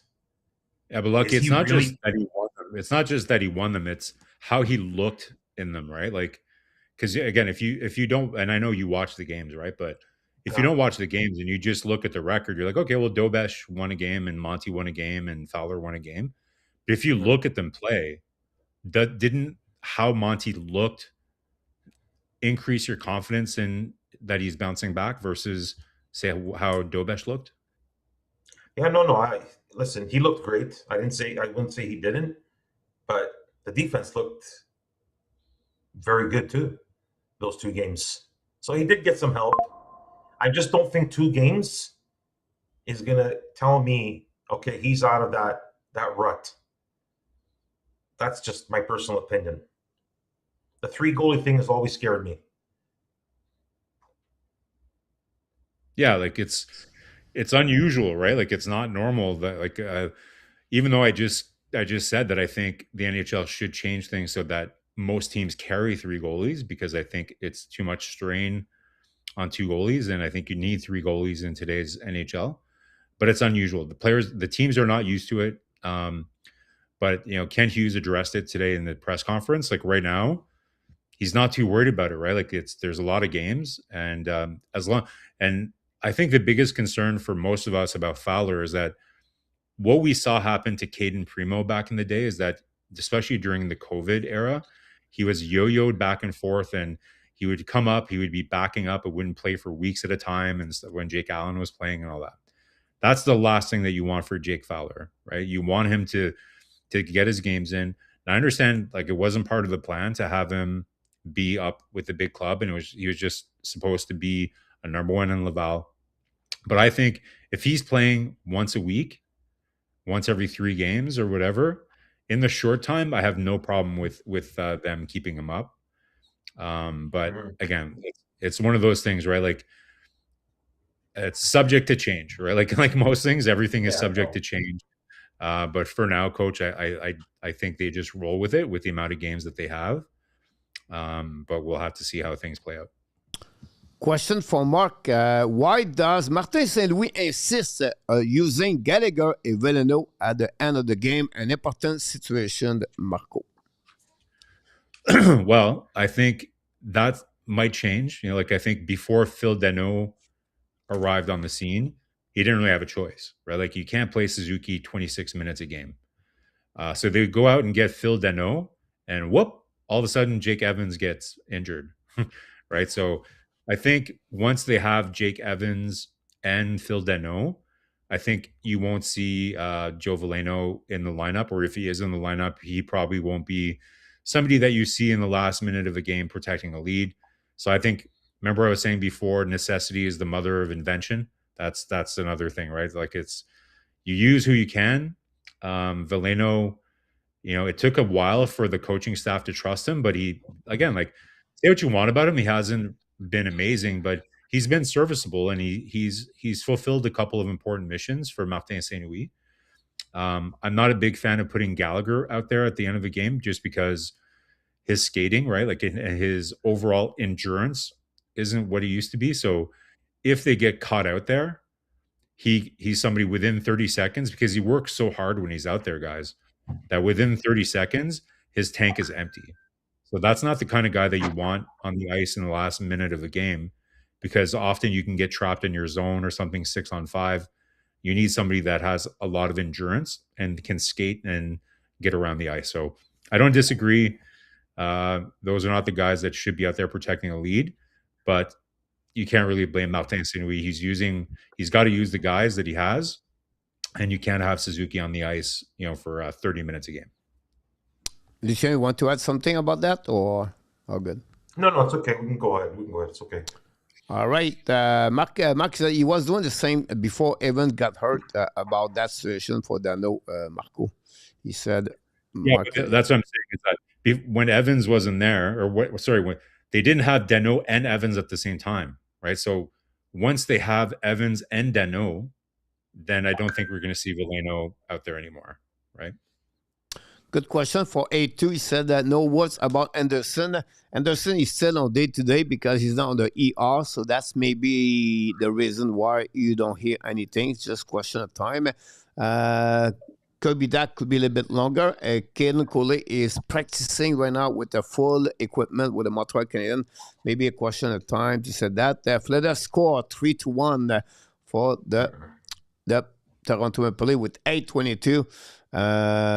Illusion just said, don't worry, Toronto is going to keep the lead until to the end. Right? Yeah. I have wool in my hockey. I was hoping for the shutout because I have wool in my hockey pool. Oh wow.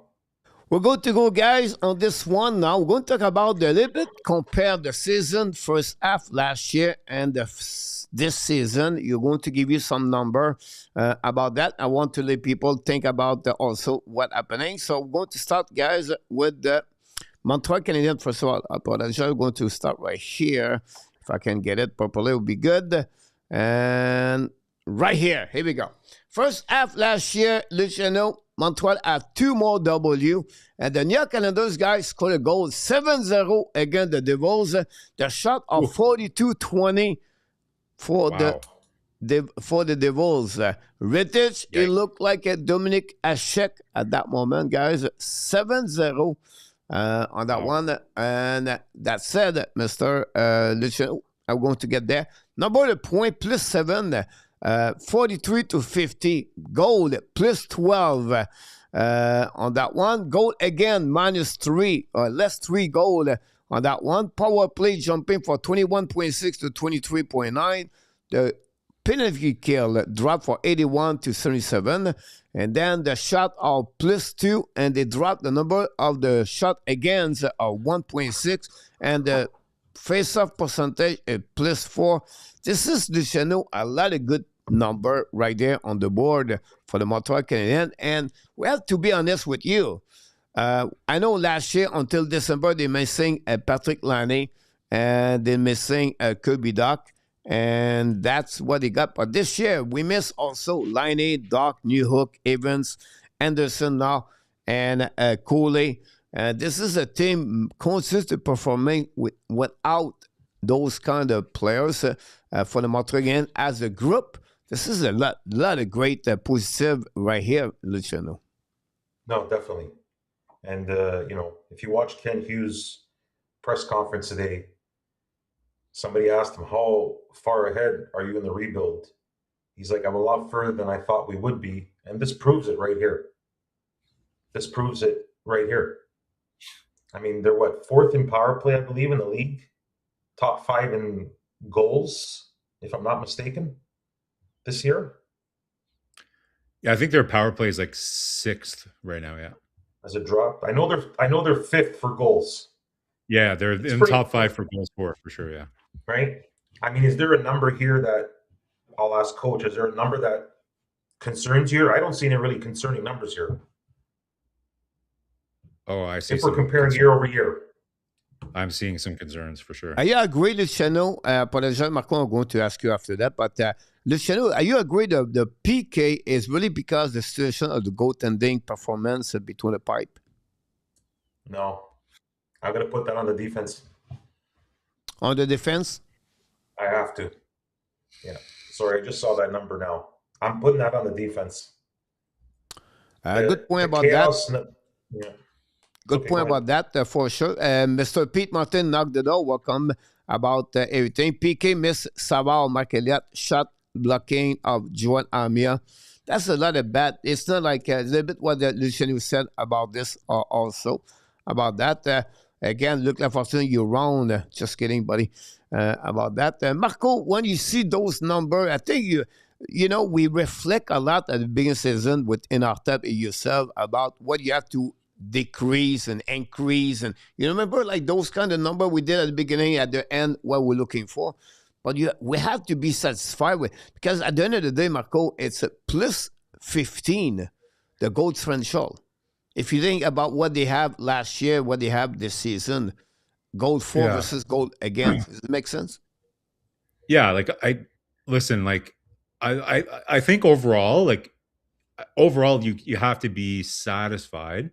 But there's still some things like, Coach, so we do Habs Hump Day, and the whole point of that show is we monitor certain things throughout the year, right? So I didn't prepare all the numbers for the show, but just off memory, the one thing that to me that's a bit of a concern here is the goals against per game, right? So yes, it's improved, so it's 3.34 last year, and then it's 3.24 this year, but we estimated that we wanted them to be about 290 or at 3 goals per game to be competitive. The reason that they're winning more is because their goals for are higher than what we thought they were going to be, right? So I still would like to see their goals against per game go down closer to 3 per game. I think that would be very good. And one thing, like their overall goal differential, Coach, I think they're at 0. So the overall goal differential, I wanted them to be somewhere between +5 and +10, I think would be a good spot. So that's a little bit of a concern. And the PK, like I can't say I agree with you, Lucky, about it's all on the defense. Like it is a lot about goaltending, I think, for some of the penalty kill figures for sure, because they didn't change much on the PK, and overall, I think their structure has been pretty good. Like they're still pretty aggressive. And if you look at the expected goals, the saved above the expected on the power play, you can see that the goalies should be making more saves on the power play. So all of the concern I have is all about defense. It's all about goals against. Offensively, they're overproducing what I think they needed to compared to last year. It's an improvement over last year, goals against, but it needs to get better in order for them to really remain where they are. Good point about that. I give them 270 goals.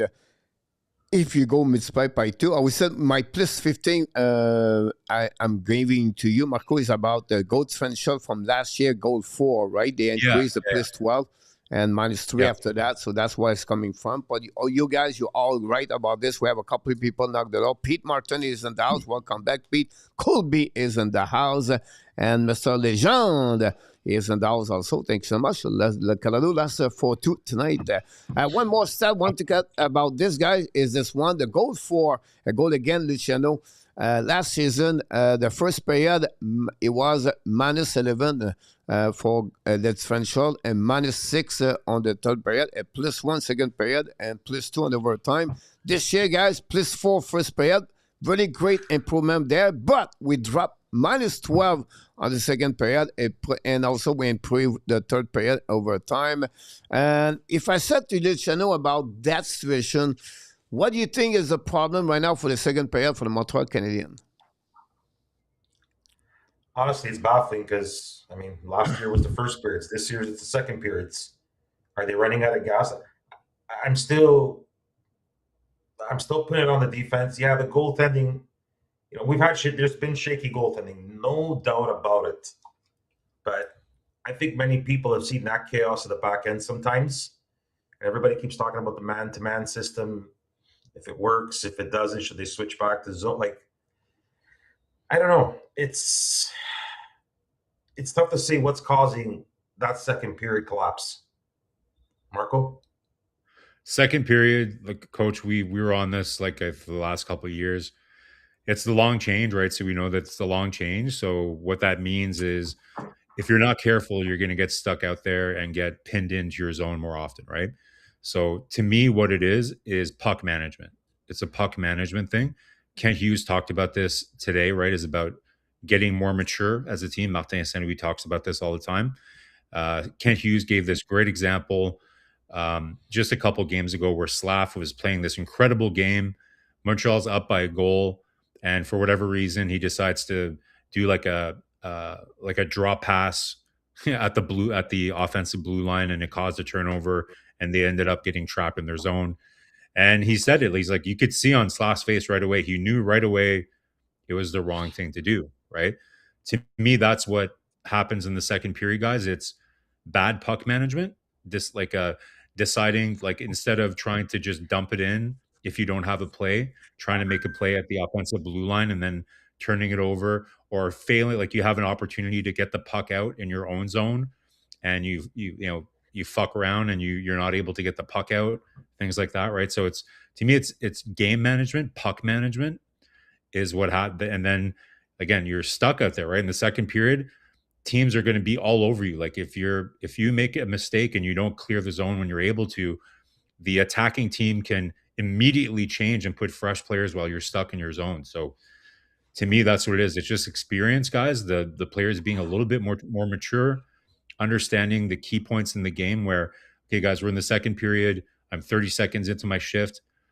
I don't have a play here. Instead of trying to kind of get through two guys, I just need to kind of move the puck to a safe spot, change, and get the puck out, right? So it's not sexy, but it's winning hockey. And they're getting better at it. Like that's a good, like, to me, those are the things I watch in the game. Like it's fun to watch the sexy offensive plays and watch the skill plays that they do. But if you really want to see if the team is maturing and progressing, those are the kind of things that you look for. Are they mature enough to manage the game properly? Coach, I don't know if you agree for second period, what's going on, but I think it's puck management, game management. Good point about that. What about this 5-on-5, Marco? That's Frenchy right there. I think this is another great, about the team. They're 5-on-5. Yep. PW talk about this all the time, but I think this is number we really like what we saw right there. For sure. We should call this the PLW stat for sure. Like he brought this up tons last year for sure. And my target for them, so at the beginning of the season, we did a deep dive into where we think Montreal needed to be in the mix and everything. Where we wanted them to be 5-on-5 was about +8 throughout the whole season. So again, could be a little bit of improvement, huge improvement, over last year. But again, to be competitive, to be a mature team that's going to be competitive, potentially finish in the top 3 of the Atlantic, potentially have playoff success, you still need to be a little bit better 5-on-5, but they're absolutely going in the right direction for sure. Luciano, what you feel like what you feel the biggest difference of 5-on-5? Is it a specific players? Is it the composure or the second line maybe? Or everything like that. But now, guys, before you answer, Luciano, you have to tell me what's going on. 8-0 Islanders against the Devils, guys. This is going to be interesting. Luciano, I apologize. The puppy want to tell you what's going on with Sheldon Keefe. I have no idea. He won't be there much longer. With 5 other NHL coaches, probably. It's going to be like the NFL yesterday. They just fired everybody. I don't know, man. Like so the Devils were just in Toronto, right? So Sheldon Keefe, being a former Toronto Maple Leafs coach, he did some interviews and he was talking a little about his team, but that's pretty brutal, guys. Like if you guys, I don't know if you guys watch. There's this great podcast. I highly recommend it. It's at 9 a.m. every morning. It's a morning cup of hockey. I'm going to be tuning in tomorrow for sure because two of the guys, I think they're based in the New York area, so they talk about the New York teams a lot. So it's going to be fun to tune into that podcast tomorrow to see what those guys have to say about the Devils losing 8-0. That's going to be a fun one. That's crazy. Not to promote another podcast on your show, Kobe, but that's it doesn't conflict with when you do yours, so it's okay. There you go. We're going to move on that same subject, Luciano. Maybe you can pick it up a couple of things. We have, guys, what I did, I compared their season last year, and also I compared the season where they are today. Look about Nick Suzuki, example, Luciano, plus 3 points, right? 42-45. But look, number the goal at 13-14. Cole Caulfield dropped from 23 to 20 on the number of the goal, but add 3 more assists for Cole Caulfield.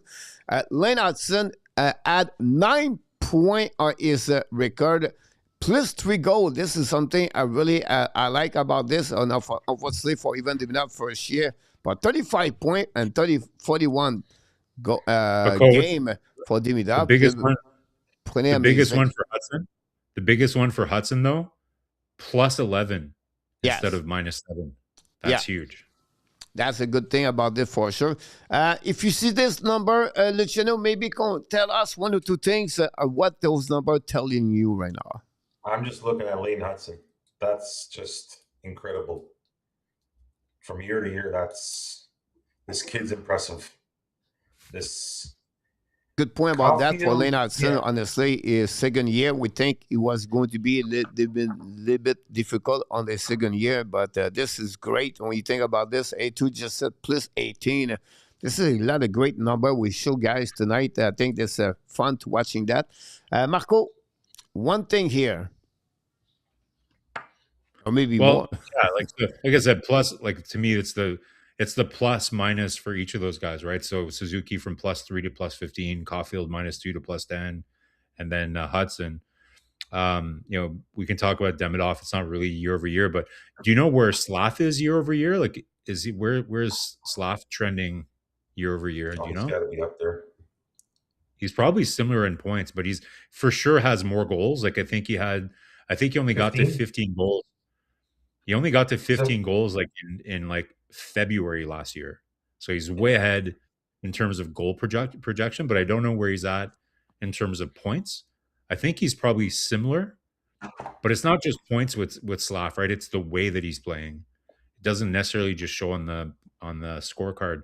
But no, I think this shows me a team that is maturing, right? Like the production is pretty equal overall, but it's the overall kind of like plus minus is really, really good. Slaf is at 32 points right now. Good point about that. Want to bring other players. A lot of great comments, guys. That could not fit Slafkovsky on the screen about this. Now, this is the next thing, guys. We're going to get the next one, Slafkovsky, guys. Here we go. 10 goals plus this year for him.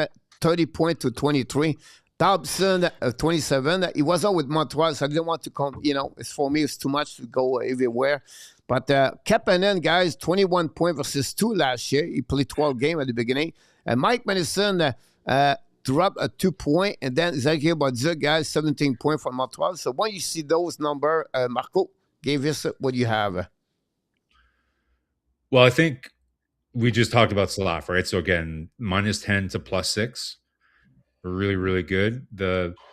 I still think that, like, anybody who follows us here has probably heard me say that I think Slaf was going to be more of a assist man more than a goal scorer.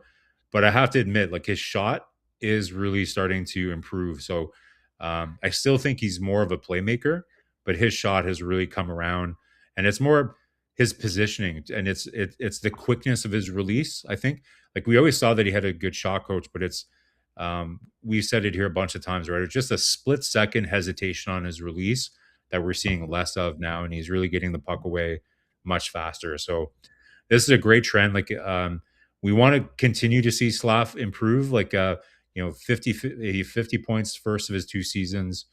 I think he's going to bust that. But like I said, even more than just the points, it's how he's playing, right? Like, his two-way game is so good. Dobson is really starting to come around too. Like, I think some people were questioning the offensive side of his game, but that's another unsung hero coach of the road trip. Like, we didn't talk about too much. I think Hutson was Montreal's best player, but Dobson had a really, really strong trip for Montreal, especially, again, Matheson missing a couple games. He really had to step up. So I think Dobson's been full value. He started off the season with probably a little bit of that groin injury that maybe slowed him down, but now we're really starting to see the full value of Dobson for sure. Yeah, I'm sorry about that. That was my question for Luciano, so I'm going to change that question. How impressed are you about Oliver Kapanen, Luciano? Yeah, no, his play is great. I mean, look at his numbers. His numbers speak for themselves. I think he's a perfect fit on that line with Slafkovsky and Demidov. Honestly, I think he's just going to get better. I saw some crazy tweet last night about Habs looking to make, I'm sure it was a rumor, but Habs looking to trade Kapanen and a first-round pick for Elias Pettersson and Kiefer. I was like, you've got to be insane. Oliver's just going to get better, hands down. Yeah, I'm not sure that's not sure that one's in the cards for sure. I don't think anybody is touching Elias Pettersson's contract in Vancouver. But no, Kapanen's been pretty impressive. Like, Coach, what did we say for the longest time? Like, we didn't need a second line center that's going to score 70 points, right? Like, if you can have your second line center producing somewhere around like 40, 50 points, but adds like good two-way play, and the other wingers are driving more of the offense, then that's perfectly fine. So, if Kapanen can, be around 40, 50 points, he's winning faceoffs, he's good to respond, he's a good responsible guy, has good chemistry, then it's a good solution for now. It's working. Good point about that. I apologize because I did I not apologize, but I was going to get in my next graphic. I did not finish with Alex Newhook, but I did the research last year, guys, during the summer. 35% the team have a second center with 43 points plus make the playoff. Yeah. I'll give you an idea what I could like. Here we go, guys. Anderson and Gallagher. Anderson, guys, approximately the same team. A little bit more goal this year. And obviously for Gallagher, is the drop is completely different.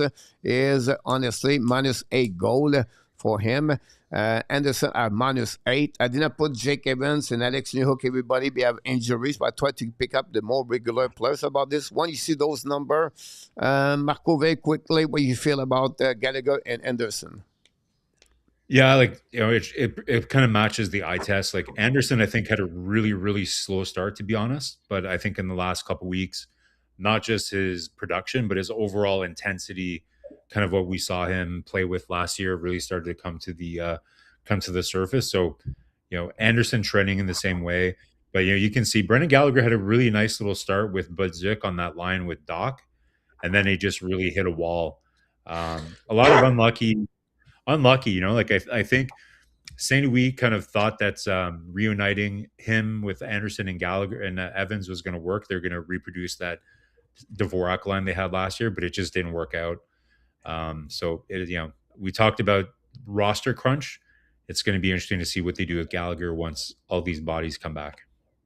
Yeah, absolutely. Maurice want to see Dobson. Dobson have 7 goals, 20 assists, at 27 points, plus 4 with Montreal. He did not play with Montreal, so I did not look about the Islanders last year, the first half on that one. And Marco and Luciano. And the next one, the goaltending situation. Montreal, guys, from honestly, from last year, he has, I apologize for that one, go to cut a little bit more on this one. And 2.95 Montembeault at now at 3.48. Same percentage drop at 3% for Montembeault. Primo is very difficult to mention about him because he didn't play a lot of, not Primo, but for Tobage compared last season, play only 3 games. And Fuller was not there. But if you think about maybe Montembeault, what do you think about this, Luciano? Well, I mean, going back to one of Marco's comments before, this might prove him right and me wrong. If you're looking at last year's goals against numbers on these guys compared to this year, it's not good. It's not good. What was I read? 2.95, 0.97. I mean, games played. Okay. Yeah, like I said with you, Monty, coach, I don't know. I'm not convinced yet. He played 2 games. He looked great. But I'm not sold yet. Sorry about that, Luciano. I apologize. You just said, 4-1 Toronto, Luciano. Yeah. Toronto is officially, it's a 4-1 final official in Toronto against the Florida Panthers. So they're going to be nice and angry when they face Montreal, which is fun. Guys, like we talk about this all the time on the show. Like goaltending is voodoo. Like it's so hard to predict. It's the hardest thing to predict year over year. Lucky, like the thing that makes me feel a little bit better, like with Montembeault, at least you have a track record, right? Like it happens, like sometimes these goalies, they call it the yips, like in the Olympics, like they have like a different athletes that get the yips, you just kind of get into your own head. It happens, right? But Montembeault does have a track record, so it's never a guarantee. Like you're right, he has to be consistent. He's never going to be perfect. He's not like a top 5 goalie in the NHL, but that's not what Montreal needs. They just need him to be a top 15 goalie in the NHL, and I think he's capable of doing that. So I like what I saw in the last couple of games. He looked a lot more calm. So I think it's good.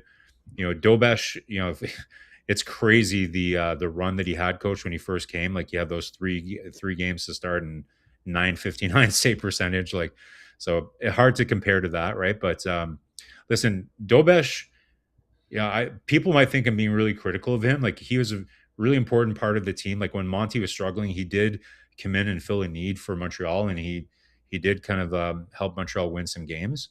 But overall, like I still think he needs some work overall with his patience and his crease. But there's no secret, like goaltending was the biggest issue for the Montreal Canadiens in the first half. But it's looking up. Things are trending in the right direction. Good point about that. For this, we go through this. Guys, we'll talk about a bit more. Can use the media. We have about 50 minutes. Luciano, are you done or you want to stay? No, I'm okay. You okay? Okay. When you let us know, it's not a big deal. No about that. I want to, Pete Martin, I want to trade Anderson last year, trade deadline. This year, he fit nicely. He has a minor strike now for that. Randy said Maxstrom under the booze meetings, and then a save percentage of .625, 9 goals against the Golden Knights tied the game. Brendan Howden scored a goal at 2-2. Edmonton lead 1-0 against the Predator at the middle of the game, and that's how we got our 2 other game all in action with 0 goal. What I'm going to do, guys, for the next couple of minutes, if you did not listen, can use Marco and Luciano going to do a little bit more talking. Of course, Luciano cannot traduce French to English, but Marco is going to do it. And one will be the English. Luciano is going to comment about that. And the first segment of this is a Ménage à trois. Let's listen what he said Ken Hughes. On sait que 3 gardiens n'est pas idéal. J'attendrai pas un changement dans les prochaines 24 heures. De toute façon, on joue, je crois, 5 matchs en 7 jours. Alors, on n'est pas inquiète au niveau de les gardiens d'avoir l'action, mais idéalement, on n'aura pas 3 gardiens à long terme. J'aime pas donner des chiffres ou des titres à des choses. Je pense que les gardiens qui jouent le mieux jouera le plus. Can you use about the ménage à 3, 5 games and 7 nights?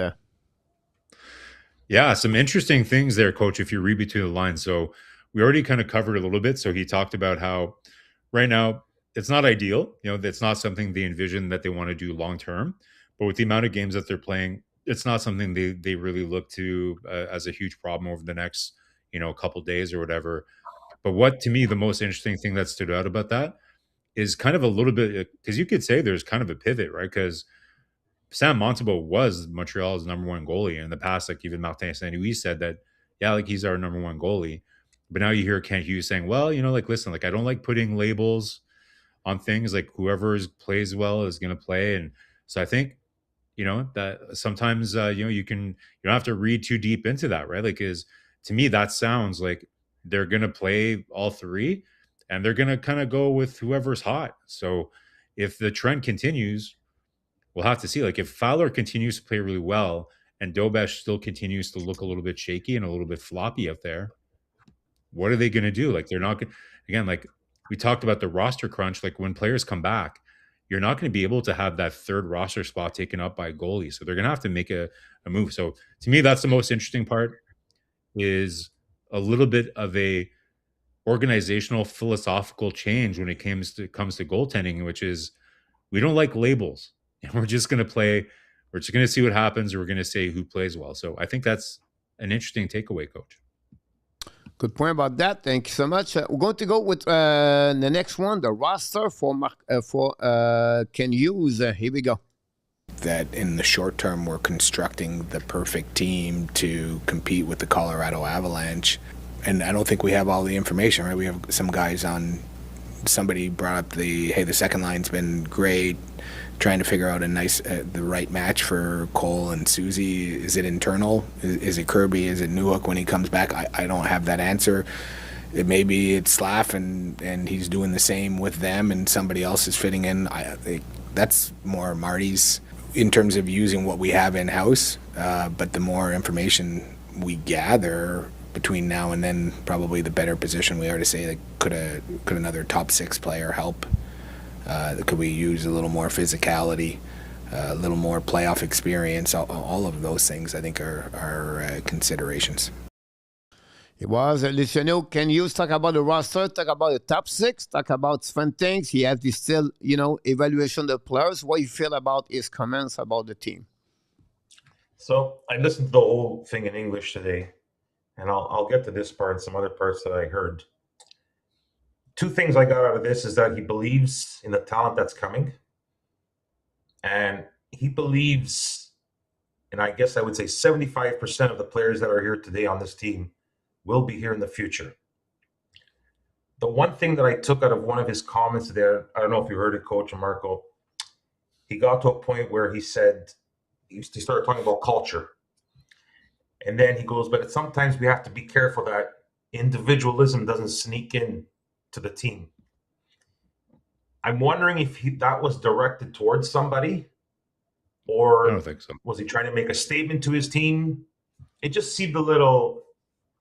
But in aspects to this, I mean, he's being honest with the media. There's still more information needed.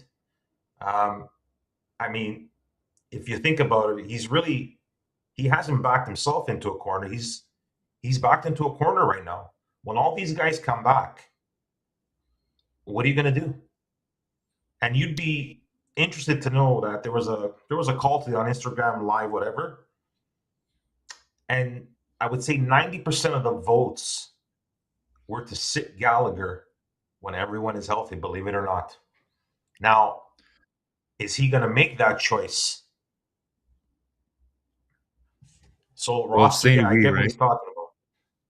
It's ultimately St. Louis that's going to have to make that decision, right? More than Kent Hughes. But, I think the part that you're referencing there where you talked about culture is he would ask. Super chat. Oh, we have a super chat. It will be the first time Lucien was going to dance, Marco. You never did that before. So we'll see what's happening there. Oh my God.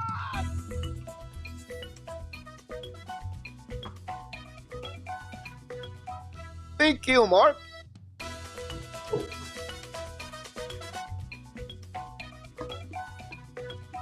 And we have got the first goal of the night. Mark Elliott scored his first goal on that one. Going to get an assist, of course. Pete Martin and Gary Connoy get an assist. Welcome back, Gary Connoy. And also Matt, welcome. Outdoor Sport is in the house on this one. Marco, you want to add something else? Yeah, I just wanted to piggyback off what Lucky was saying. So Kent Hughes was asked, what's the thing that you like the most and the thing that you like the least about your team so far this year? And the thing that Lucky mentioned was his answer to what he liked the most. And so he was saying, what I really like is that it's the culture, right? That everybody's kind of playing for the team. And then that's when he said, sometimes you see individualism kind of creep in. And Lucky, I think what he's referring to is, look at Lane Hutson taking less money to stay, to be in Montreal. I think those are the kind of things maybe he's talking about, right? Players choosing to take less money, buying into the team. That's kind of how I read that, right? Is, everybody kind of understanding what their roles are and everything else. So that's kind of how I read that. I don't think it was meant as it's not against Patrick Laine or somebody like that, or, being individualistic. I think it's overall a positive thing. To me, you're right. I think to me, what I take away from that part of the message is that they don't have all the information, right? They are in the roster construction phase. And like we've said, the easiest part of the whole thing is breaking it down and collecting assets right now. So that part's now done. Now they have the puzzle in front of them on the coffee table, and now they have to kind of put it all together. And this is where most rebuilds go terribly wrong. Toronto Maple Leafs, for example, right? They have great assets, but it's how do you take all those good players and how do you put it together? Which ones do you trade away to get the missing piece that you need? What is the missing piece? All that. That's where it's tricky. Yeah. And that's what I'm reading from that, is that this is the thing. This is the important part. This is the climax of the movie, guys, is how are you going to put this all together? You want to add something, or is all good? No, I just, awesome. Like I said, the two big things I got out of it was he really believes in the future of the talent that's coming and the future of the youngsters of this team. That's, that's big. For sure. Kraken take the lead 1-0 against Boston. Eberle, 15th of the season for Eberle. Power play goal. The Kraken won the last 3 games, by the way. Can you want an answer in French about impressive? What surprised him the most at the beginning of the season? And maybe worry or a little bit more concerned, but not really negative, but what he think about this. So Marco in French, then tradition, and then Lucien, we can add something there. Here we go. Impression, resilience, just the resilience, confidence. And I saw the article you wrote the other day, and the professor from Cornell talking about how you build culture and that kind of thing. And I think that is what we have going on here, is that you have a group of guys that are playing for each other. You see it every day. They're excited.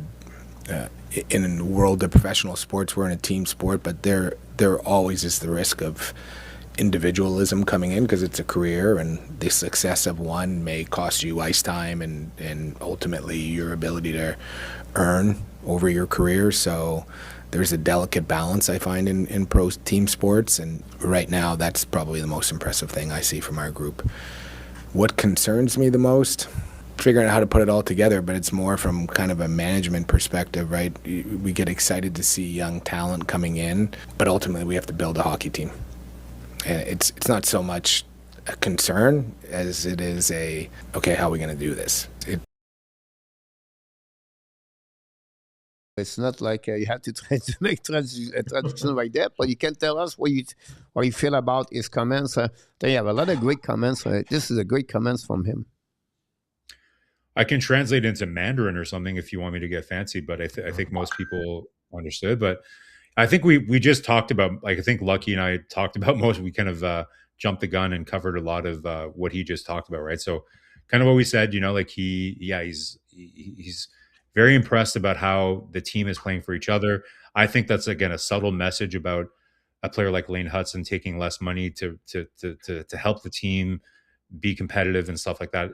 So I think he's impressed by that. And what makes him nervous is putting it all together. Like I said, the puzzle is all the little pieces are all over the coffee table, and now he needs to figure out how to put it together without losing any of the pieces or dropping coffee all over one of the pieces and fucking everything up. Like that's where he's at right now. Good point. Want to add something, Luciano?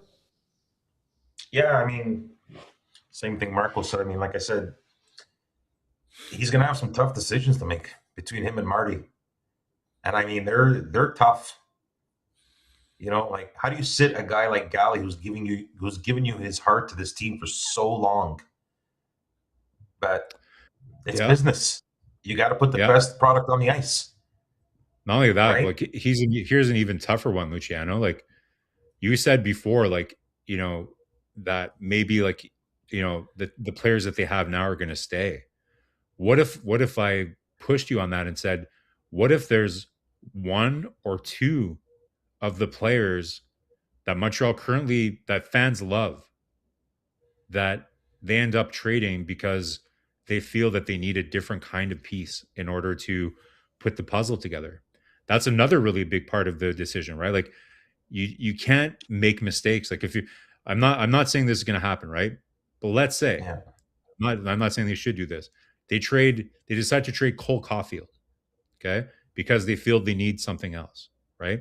Yeah. In the end, it might be the right move for the team roster construction, but it's a very tough decision to make, right? So yeah, I'm not trying to predict which one it's going to be, but as fans, people should be ready that in the process of roster construction, tough decisions are going to happen. Alex Newhook, where's he gonna fit in the long run? Like, to me, it's between Bolduc and Newhook. Like, they're kind of in the same chair. And based on what we've seen so far, I would absolutely keep Newhook over Bolduc. But that's just me, right? But those are the kind of tough decisions that they're going to need to make, guys. Well, look at Tampa Bay. They walked away from Stamkos, never looked back, and look how much better they are today. And exactly. Fans were probably saying, "What in the world are you doing?" And look at them now. That is such a good point. That is such a good point, Lucky. For sure, that's such a good point. Like, the two GMs that I feel are the most ruthless. There's three teams: Tampa, St. Louis, and Vegas are the three teams that they're not sentimental about that stuff. They're gonna, like, teams like that. They trade McDonough. St. Louis traded Peter Angelo. Who is sentimental, Marco? Who? Mark Bergevin? No, Pittsburgh Penguins. Well, Dubas, I think is not. Malkin. But I think that's an organizational pressure, though, right? Like, ownership didn't want him to do it, so it's a little bit different. But yeah, like there are some GMs for sure that are emotional. Mark Bergevin is probably the worst at making decisions that are very emotional, more so than shrewd. But it's weird. Like, he was very shrewd when it came to negotiating Andrei Markov and Radulov's contract, but really, gave the moon to Brendan Gallagher, right? So yeah, it's tough decisions. Wow, that's a lot of things we can talk about that, but that's meeting from Ken Hughes today longer. If it was like 35 minutes for Ken Hughes. It was a lot of great things about this. Yeah, I'm going to give you 2 minutes here, and then we can go, if you don't mind, because we just complete the first half of the season, and we have the second half of the season. What are you looking for, Marco? Or maybe you're going to pay more attention for the second half for the Montreal Canadiens. We did not do the clash. It was all about the Montreal prediction, everything. But give us a bit more overall what you're looking for the Montreal. Yeah. Well, I'll use this opportunity, Coach, to remind everyone that most Wednesdays we're going to continue to do Habs Hump Day. So I invite anyone who's interested in continuing to follow how Montreal is progressing. Tune in on Wednesdays. Once every couple of weeks, once a month, we're going to do a really big breakdown on some of these kind of topics, right? Like how is Montreal trending? So some of the things I'm looking at, like we talked about when we're looking at the stats, Coach, is the goals against per game. So that needs to come down. We're looking at the goals saved above. Like, is the goaltending going to continue what we've seen in the last couple of games? Are we going to continue to see more steady goaltending? 5-on-5 play, all those things, right? So what I'm really looking for is solidifying, the way that they play, and if they do that, results are going to come, wins are going to come, and they're going to be successful making the playoffs. So that's what I'm going to continue to look at. I invite everybody to tune in when we do Habs Hump Day, because we're going to be taking a look at a lot of those statistics. So should be a lot of fun. Good point about that. Before Luciano, you get the Golden Knight tied the game 3-3. Was 3-2 for the Jet. The Edmonton lead 3-0. Penalty shot from Connor McDavid tonight. Second goal of the game. 1-1 Boston tied the game. Pasternak scored the goal. Before we go again, Luciano, but before that, Marco, are you is it confirmed the goaltender tomorrow? No, hasn't been confirmed. Okay, perfect. Sound good. Yeah. We thanks again, Arjun, to be with us, Maurice Robillard too. But Luciano, second half of the season for the Montreal Canadiens, one particular special player you're looking for? If Slafkovsky can continue this tear, if this is going to continue throughout the whole season. That's a good pick about that for Slafkovsky too. He just looks like a man on the ice right now. He's not a boy anymore. You're really good on prediction for the Florida Panthers. So I'm going to ask you how you feel about the Montreal. What the total of the number of the point for Montreal at the end? This was my question of the night, by the way. So tell us what you feel the Montreal going to finish tonight at the end of the year. Points? Yeah. Points. What was last year? 92. 92? Maybe. I'm gonna go with 104. Whoa, holy jeez. 104. Wow. Not far off. That'd be awesome. I'm gonna go more I'll say 98 points. 101 and 26 in the chat. 98 for you. This is a question tonight I have, guys. 97 plus for Mac Elliott. A lot of great positive people right there, to be honest with you. What about you, Coach? 94. You're going to be negative Nancy at 94? Okay. 94. They made the playoff wild card. Okay. Oh, wild card? That'd still be a good win. Like Montreal making the playoffs, they're still ahead of schedule, right? Like I think anybody at the beginning of the season, Coach, if you said Montreal would make the playoffs again in the wild card, I think everybody would be happy. Right now, we've been spoiled. We've been in the top 3 of the Atlantic Division for most of the year. We'll see if that continues. It's like I said, the parity is so tight. We see Toronto starting to come on. Tampa's starting to come on. Detroit's not going away. Buffalo is starting to creep up. The Senators are going to be better. Like they've had some issues. They have Allmark that's out now, so I don't know how that's going to impact things for Ottawa, but it's going to be tight. Like we said, one other key metric, Coach, to answer your question. Let's and I don't know if you have this, but the record against the Atlantic Division. So last year, Montreal I don't have it in front of me, but this year is positive. Yeah, last year they're So Dobesh this year is 4-2-0 against Atlantic, and Monty is 2-3-0. Yeah, well, not bad. That's fun right there. That's make it a big fun right there to get. And I think some of you said that tonight, right? About this. Edmonton scored a goal 4-0, guys, for them. And that said, guys, Marco said that early. In the past, the last couple of years, Kapanen scored a goal, by the way, for Edmonton. In the past, it was easy, the top 14 versus the top bottom team. Yeah. Now, it's different. And that you can see that. Yeah. And that's a little bit the same situation right now in the Central Division, right? The top 3 over there versus the bottom 3 over there, 4. That's something happening there, but would be interesting happening. Guys, we'll go through this. We could go all night because I think the Montreal Canadiens have a very good first half of the season. Like people, 197 points, 100 on the nose twice. Barry, welcome back. Some people just show up, guys. Thanks so much. We appreciate it. Don't forget, guys, click on the like. N26.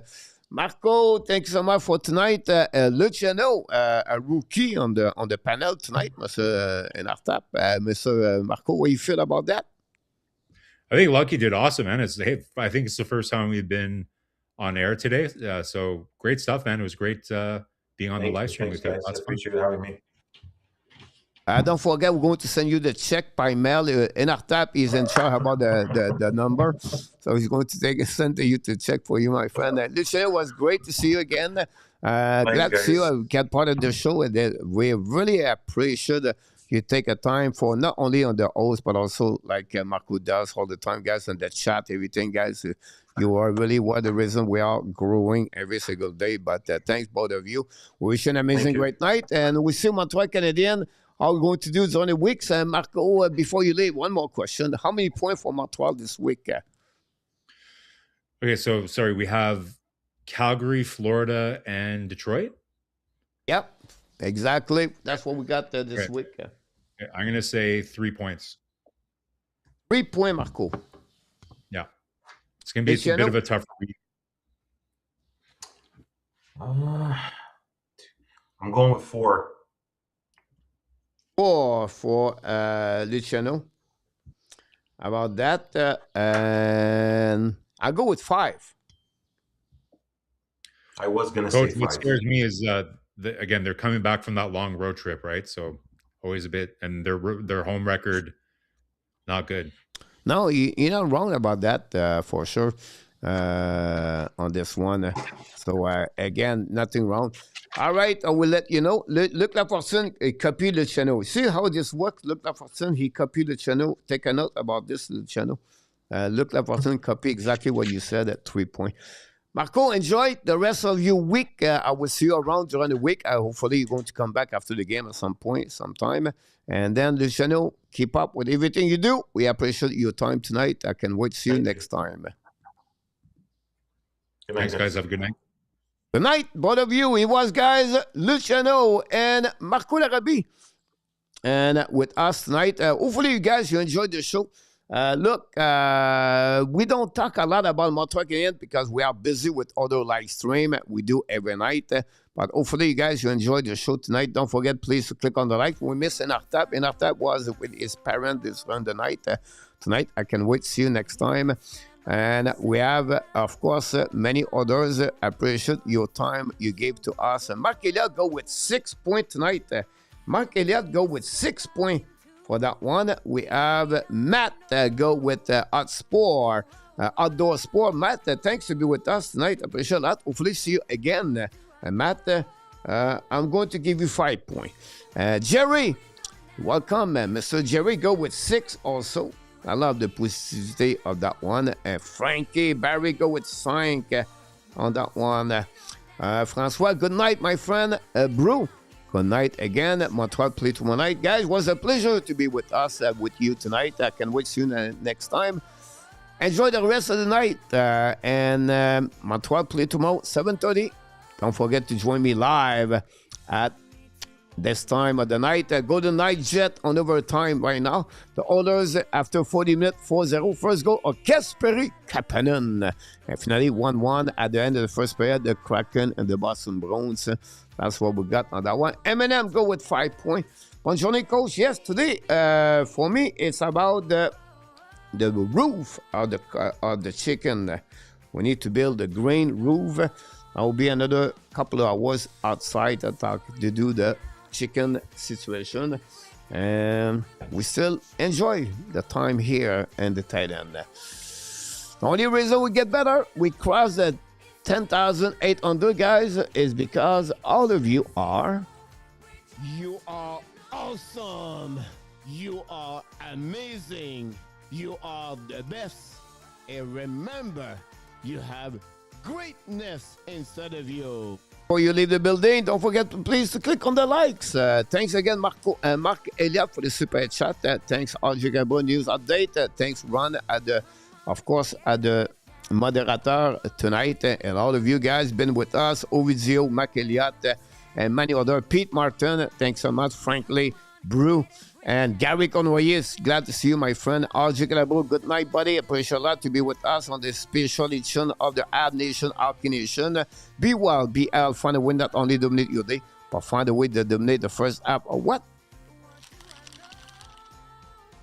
Someone said 2026, like Luc Lafortune, the Sharks take the lead 1-0 against the Blue Jacket with 41 seconds to go remaining in the first period. Pavel Regenda scored his 6th goal of the year, saved by Toffoli and Wenberg. Willie, good night, buddy. Talk to you very soon, my friend. And RDP celebrate another W of his team, the Buffalo Sabres. Merci beaucoup, Luc. Appreciate that, everybody. François, bonne journée. Mark, thanks so much. Feed the puppy, the cat, yes. The puppy is exhausted right now. Sleep on my feet. The Hockey Nation, the Ab Nation, and all the animals at the kingdom want to tell one thing. We love you, friends. Booyah!